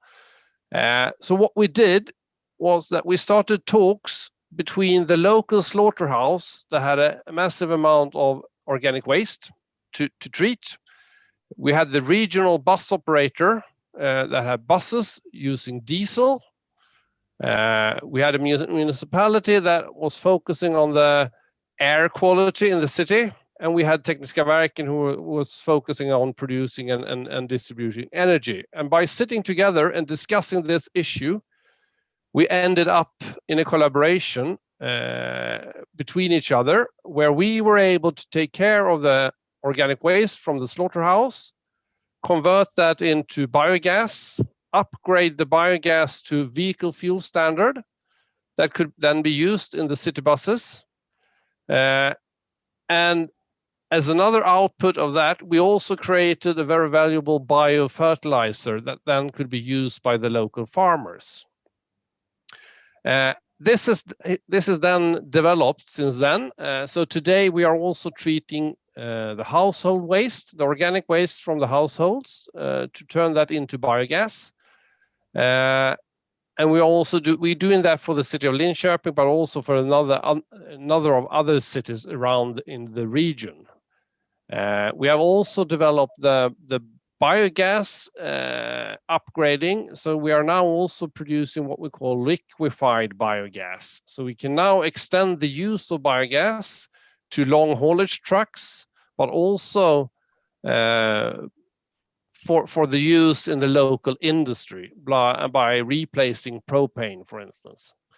So, but once again, you have to sit together, you have to realize what the challenge is, you have to have a common view on what we want to reach. And by doing so, you have a very good starting point to actually create something, because it is possible. And as also mentioned earlier, it's not a matter of technology, it's a matter of actually getting this into place by collaboration and common vision. Okay, thank you very much for that, Johan.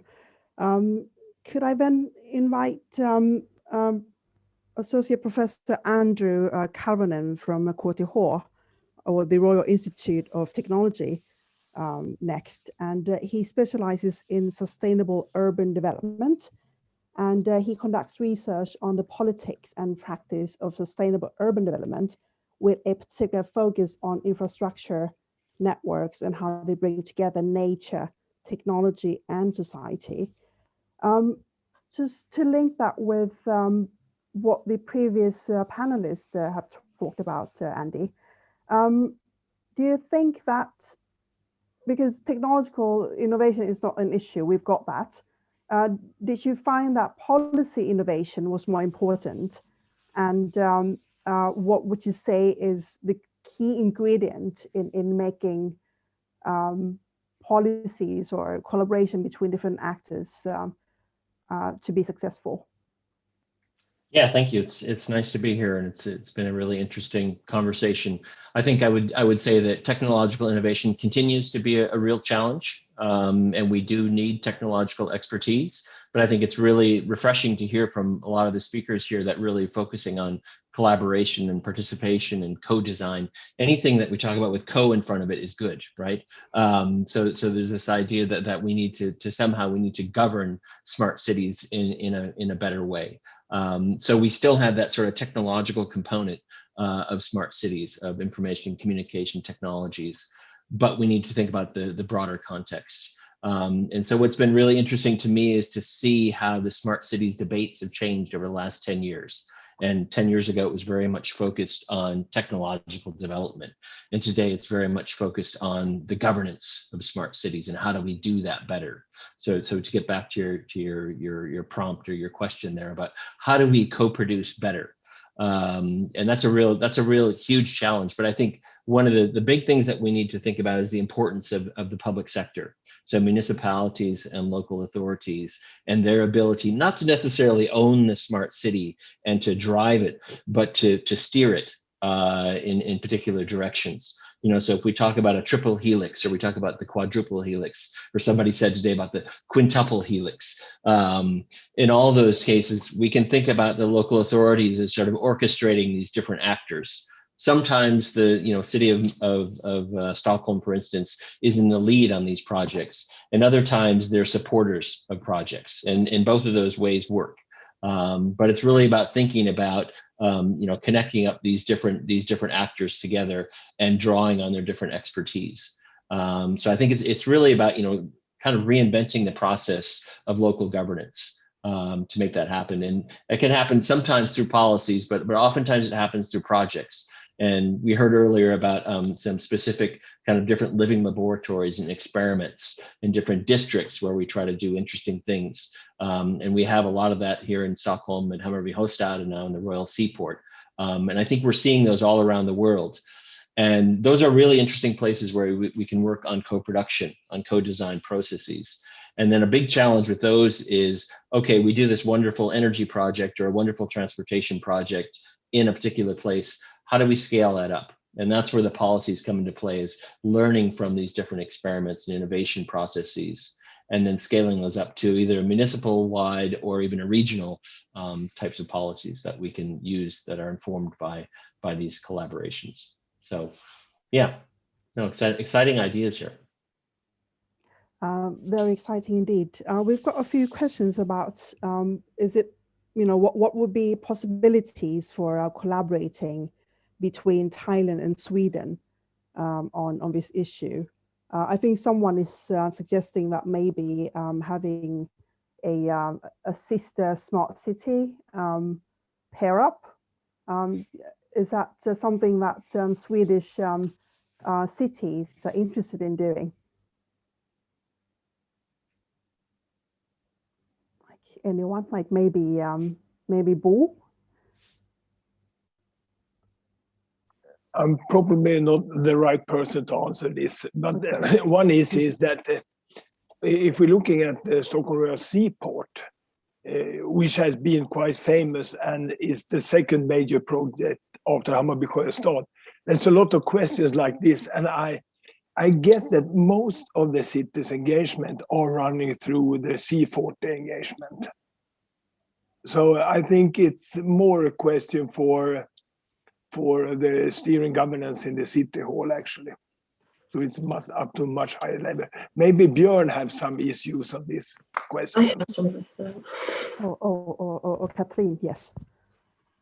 So, Björn, do you have any issues? Well, yes, I agree that if we look historically, Stockholm works more in networks than in pairing with other cities. So I think a network like C40 or the Covenant of Mayors and other international networks is a very good way of working, because there you can find different potential partners, you can find working groups on different subjects where you can learn from each other and exchange experiences. So I would say look for those networks. Okay. Okay, so I think we've running out of time, so we're going to take the questions now, and may I please invite back Anna Yes. to co-host. Yeah. Thank you. Yes. So now we are going to let all of our experts who've been speaking, who've been part of the panel, get a chance to answer some of these many questions that have come in. We probably won't get to all of them, but we can definitely start with a few. I know we have discussed a lot about collaboration and engagement, but we have received several questions regarding getting government stakeholders on board and moving towards the same goal. And I would assume that these questions are directed to the Swedish city representatives. How did you get started with driving the agenda towards the sustainability targets, and how do you, I think it ties into what Björn was speaking about, the follow-up. How do we get everybody moving? Can you give some examples? Katrin, do you want to start, or Björn? Yes, I can start. As I mentioned before, we have the city council that have a goal that we will be climate neutral by 2040. And we have a long tradition in public cooperating with the two universities and the regional council. So for quite many years, it's over 20 years, we have meetings with the leaders 2 times each term, where we decide upon strategical projects. For instance, this Umeå Smart City is a giant testbed, and it is, since we belong to the European Union, we try to use EU funding. So this is funded by the Horizon 2020. And so that is how we work. We talk to each other on the top management level, and then we decide upon big strategical projects, and then we execute them. We find financing. Usually we have external funding for quite a big, at least 50%, or we apply for national money from the Swedish government. So then we just have to use a little of the local tax money. One example. Björn, did you also want to contribute? Yeah, I think it's difficult to point out a certain point or time when everything started, because this has been a continuous development for decades. I think we've heard about several success factors that needs to be in place for the development to take off. And I think it should be stressed that there is a call for a cooperative platform, a cooperative climate between the different actors. And there is also the very important aspect of funding. And we've heard several cases of different funds and the proposal processes, and having that in place is crucial in order to overcome the initial cost that the sustainable solution often has, and also to bring together stakeholders around a common idea to get together. And having that funding is also a signal from the funder. This is a great idea. Please proceed with this. And a last example, which I think has not been mentioned, is also the national policy context and the fiscal policy in the country.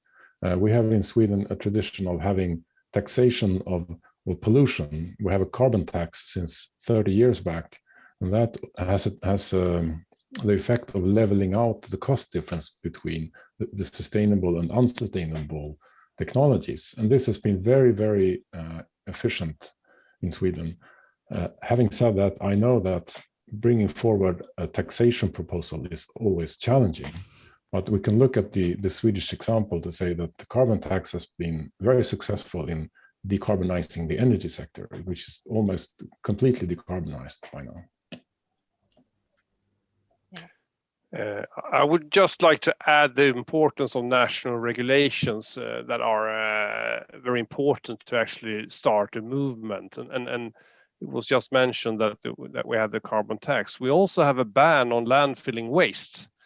And having a ban on landfilling waste means that you have to do something else with your waste, and also creates a value out of the waste, which makes it possible to actually use it, for instance, for energy production. So you have to have a common view up on that, and a common national regulation that actually helps you putting you forward. I think that is very, very important, of course. Can I give some comments? Of course, yes. Yes.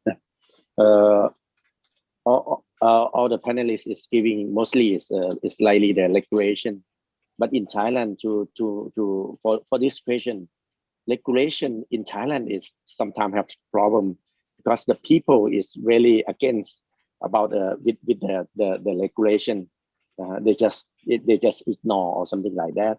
But I think the most important for the collaboration in Thailand is they need someone to bring the people to do the dialogue. So that means the collaboration, before collaboration, they have the wording is dialogue. Someone need to invite people to talk. Then just like what we do in Khon Kaen, we talk for, we do the dialogue for more than 14 years. Now it's 17 years already. So the dialogue is the most important process also that I would like to address.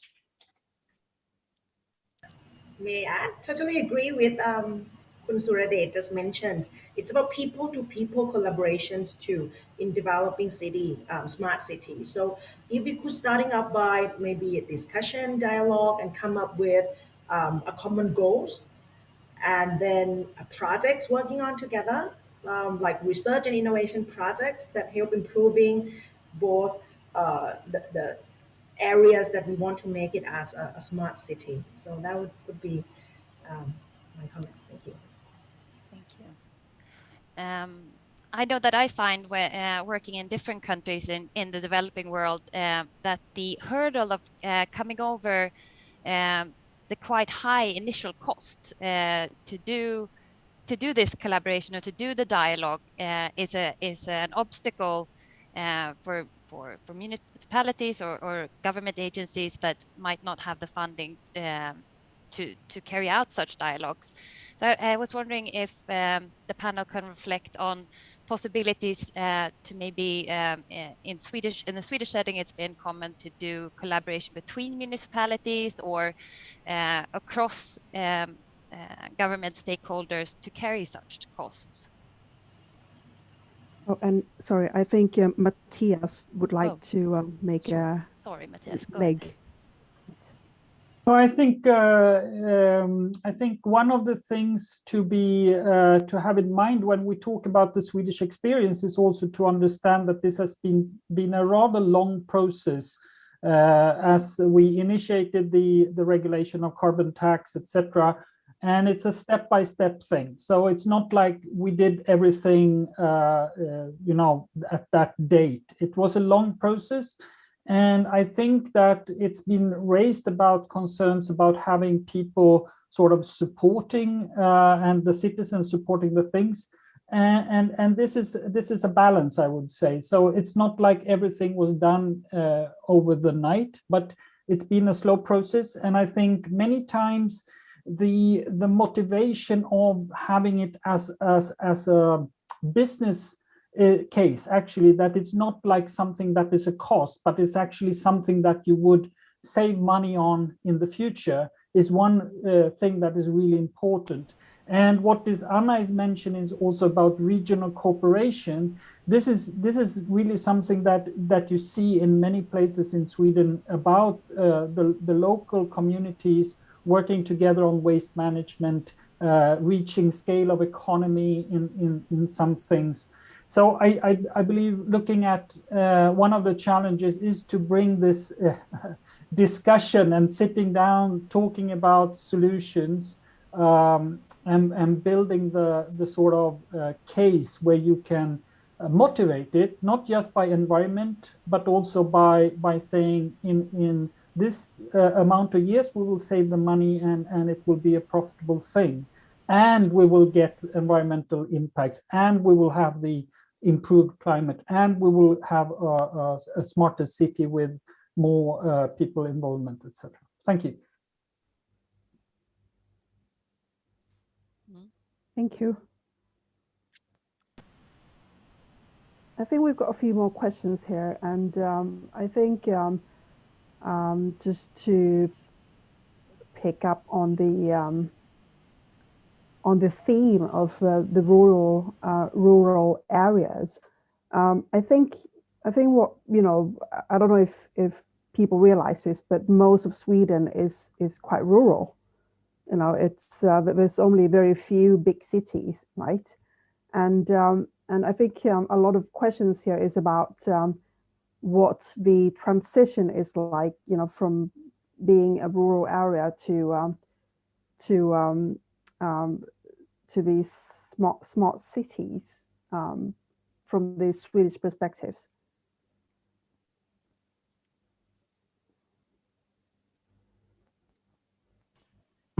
Can I start with an example? It was quite many years ago, I think it's like 30 years ago, our politicians decided that the county of Västerbotten, the whole county, should get broadband very quick. So we started in financing the infrastructure for broadband. All the municipalities and of course the government supported. And that was one key factor that led Umeå to become a smart city. So good political decisions can enforce the development of the region.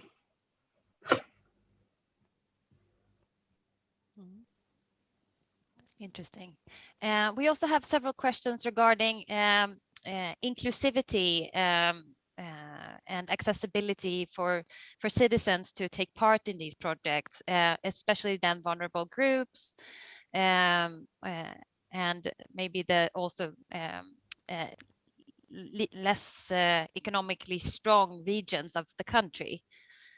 Anyone who wants to share experience with handling that?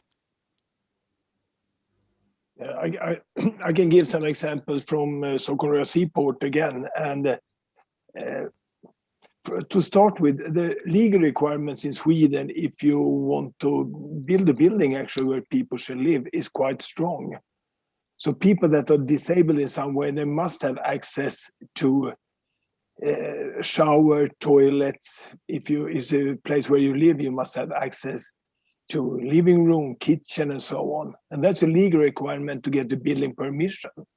So it's quite tough to start with that. And what we can do when we plan further is to make it easier for people that are disabled in some way. So by better lighting at streets, for example, is one thing. Broader pedestrian walks that we're building in Stockholm today, so people easily can walk actually, because if you're blind, you don't want to go in a lot of people and so on. But from the beginning, it's quite tough with the legal requirements, and I think that's different from many other countries. So yeah, short answer. Thank you. Anyone else? I think that's also true for our train solutions. We are governed by a lot of laws and regulations in the European Union, for example. So we should do it in any case, but we must have solutions that anyone could access. Almost the same thing as you said, with access toilets or whatever it is. So a lot of that comes with any delivery, so to say. I thought I would address one final question here, and then we have to start to wrap up the session.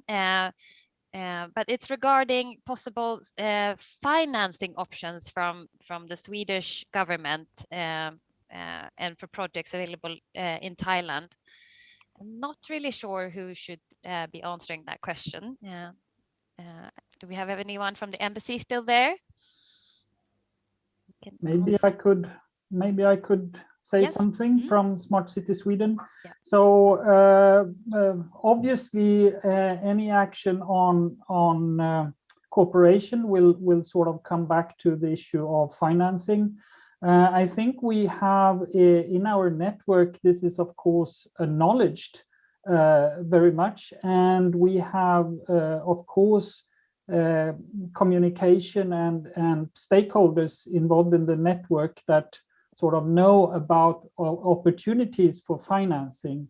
We also include in this process some facilitation or seed money or whatever you would like to call it, to facilitate some feasibility, the very first steps basically to prove the concept, perhaps make some ideas. So I would say that Sweden have a number of financing opportunities later for certain investments where you have cooperation via credit mechanism and others. And of course, we also heard about the way we involve different test beds and research money from the EU and other things. So I think the understanding that there is need for proper financing is really very vital and something that we see. And at least from the Smart City Sweden, we have some context for that as well.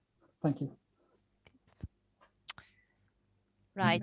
Can I add some comments? We had a meeting with Anna Hallberg, the Minister of Foreign Affairs, I think it is in English, and we presented Alstom and the collaboration we have in the region, the things I mentioned with the electrification hub and energy competence center. She was extremely interested in sort of exporting Sweden's knowledge and then work together with other countries for possible solutions that can lead to export, it can lead to localization, for example, in Thailand. So I think from the government side, there is a there's a very big interest in this.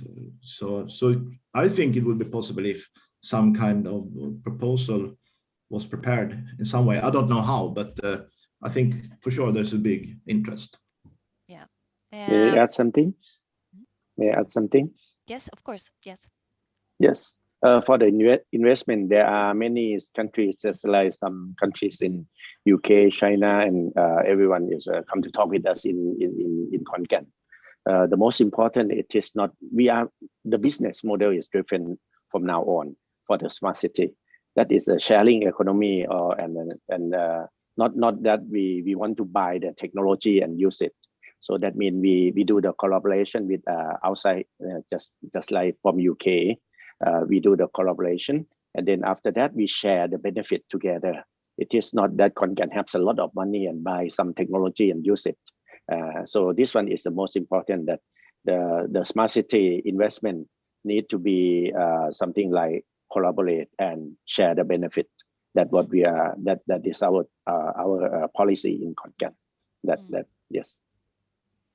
Yeah, and there are a lot of different models there, of course, depending on what type of infrastructure you're building or what type of urban system the project is about. So, of course, there's a lot of different options. Also, in my line of work, where I work a lot with the developing countries, also the climate funds are very important contributors of both preparatory funding to develop projects, and also then for financing green additionality in development projects. So those are not so simple always to deal with, because there's a lot of bureaucracy, but it's definitely also a possible route to finance projects via. All right, I think we still have a lot of unanswered questions, but I think we are already a little bit behind schedule, so I will hand the mic back over to Mr. Suti. Just before I finish, I would like to invite all of the participants to stay for a few minutes, the Thai stakeholders primarily, I think, to listen to Dr. Manhop, who will make a presentation about possibilities regarding Horizon program of the EU. So anyone who has a little extra time, it will be a very exciting presentation. So back to you, Suti.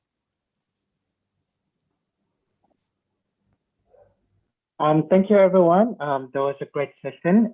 We are very sorry that we are a little bit short on time and that we have to cut it short, but the discussion has been really interesting. I really like the idea of us exploring the success stories and all the challenges.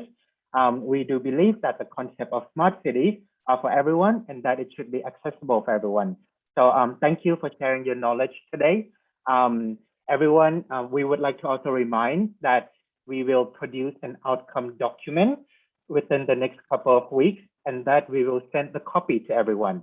And we will also include some unanswered questions. And if we do have some unanswered questions, we will email to our panelists, and we will ask for their view on it, and then we will include it into our outcome document. So thank you, everyone. Also, we will send out a feedback form for everyone. We would like to know if there are some room for improvement for our future work. So your feedback would be greatly appreciated. Thank you once again, our distinguished panelists and speakers, and especially for Khun Pojana and Anna for moderating our session. It's been such great fun listening to everyone. Thank you and Khopun Krap. And you are welcome to stay and listen to Dr. Manop. He is from the minister. He is a minister counselor of the Office of Science and Technology in Brussels, from the Thai Embassy in Brussels. And he wants to inform you about the New Horizon Europe program. It's a tool for science research collaboration between agencies and universities. So thank you, everyone. You are free to leave and you are free to stay behind and listen to his presentation. Thank you. Khopun Krap. I will pass the floor to Kun Dr. Manop now.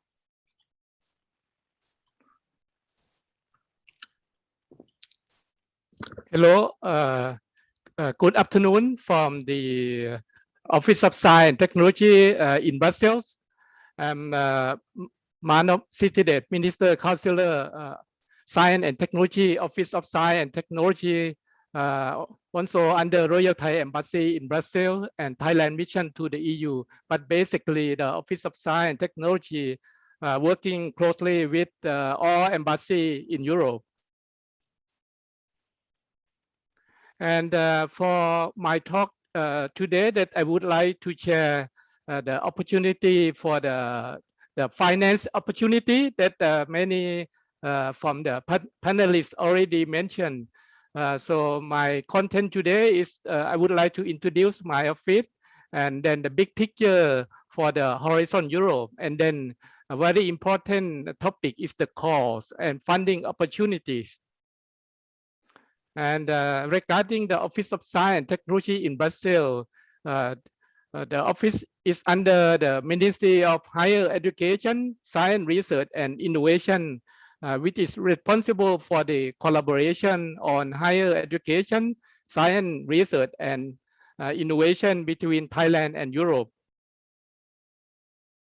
And the office working closely with both European partner and Thai partner. Regarding for the Thai partner, we are working closely with the Team Thailand and Royal Thai Embassy in Europe, and with the Association of Thai Professionals in European Region, or EDPER, and also with students for the Thai Student Academic Conference in Europe, and working closely with the EU Commission, especially for the DG Research and Innovation, regarding working with the organization in Thailand, especially under the organization under the ministry. For example, the National Science and Technology Development Agency, or NSTDA, as well as university like Chulalongkorn University that we have from the panelists today as well. And I would like to mention to share about the Horizon Europe briefly as follows. Here is the budget structure of the Horizon Europe. So basically, for the Horizon Europe, we have three main pillars. The pillar one dealing with excellent science, and we have the European Research Council, Marie Curie Talent Mobility Program, that there's a lot of opportunity for the Thai researcher to work with the European partner, especially with Sweden, and also dealing with research infrastructure. And then we have the pillar two, dealing with global challenge and European industrial competitiveness. This is very important area, because we will have different cluster learning in various topics that I will explore more. And then we have the third main pillar, Innovative Europe, that we have European Innovation Council, European Innovation Ecosystem, and European Institute of Innovation and Technology. And we also have other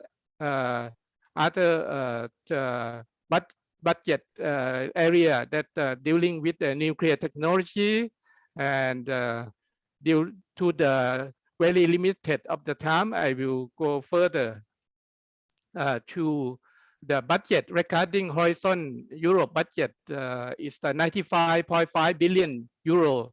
Will start from 2021 to 2027.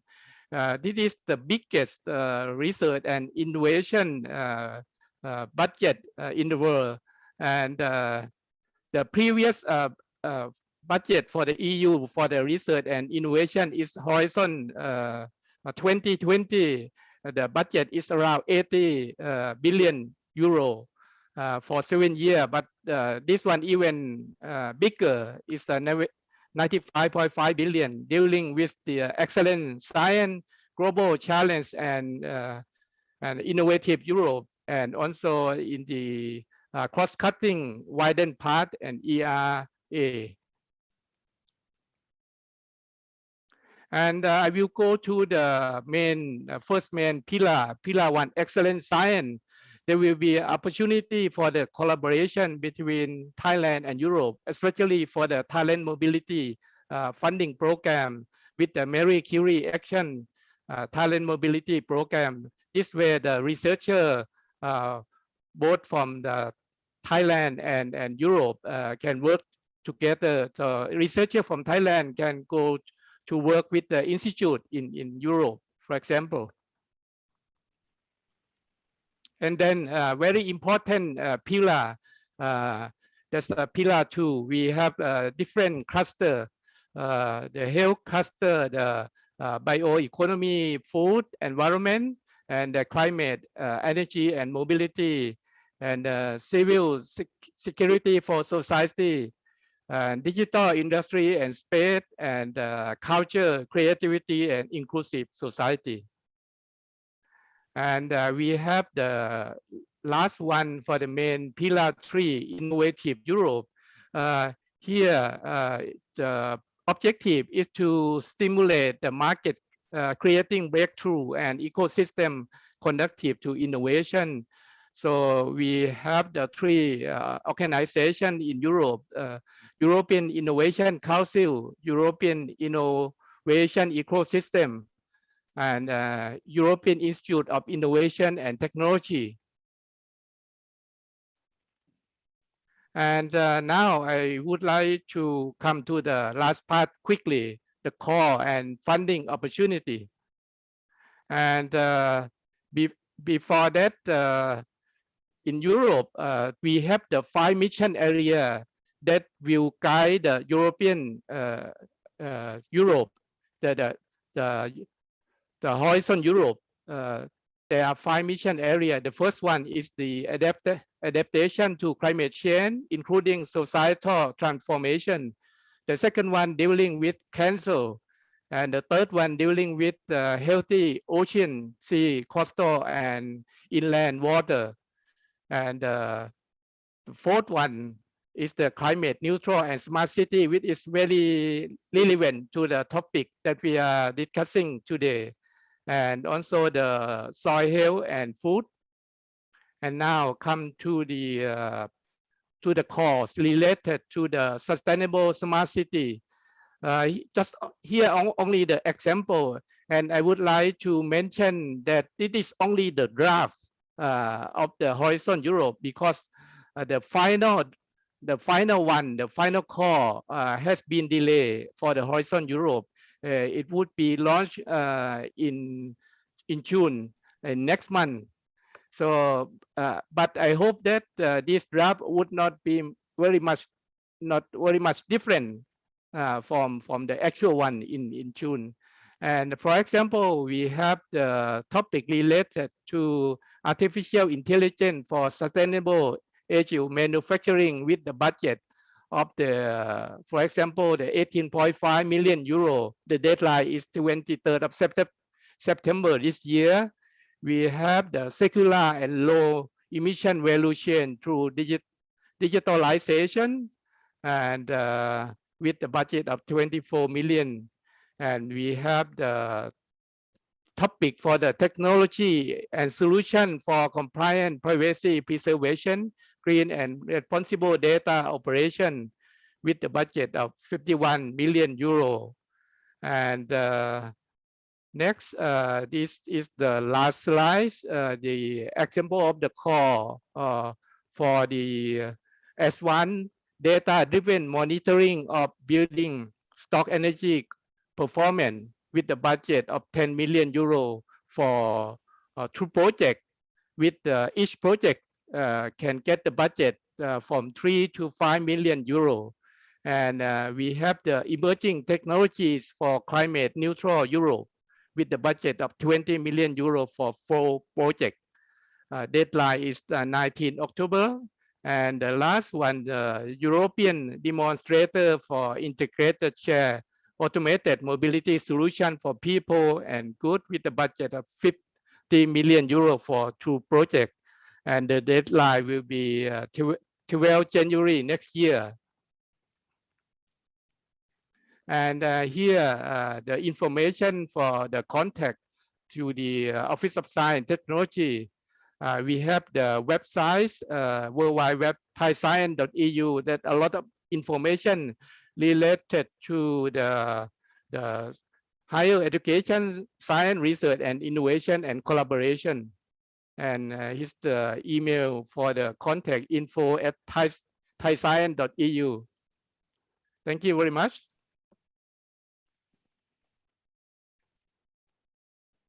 Thank you, ครับ คุณมานพ there was an interesting call for projects from Brussels. So if anyone are interested, you are welcome to contact Dr. Manop for further information. And that is it for today's workshop. It's been great fun listening to everyone. We would like to thank you once again for joining our workshop. I would also like to thank you, our panelists, our speakers, for your dedication and for giving your time for our workshop. So ขอบคุณมากเลยครับ. Thank you, everyone. I wish you a great day, and also we will see some of you tomorrow at our forestry workshop. Thank you. ขอบคุณครับ. สวัสดีครับ. สวัสดีครับ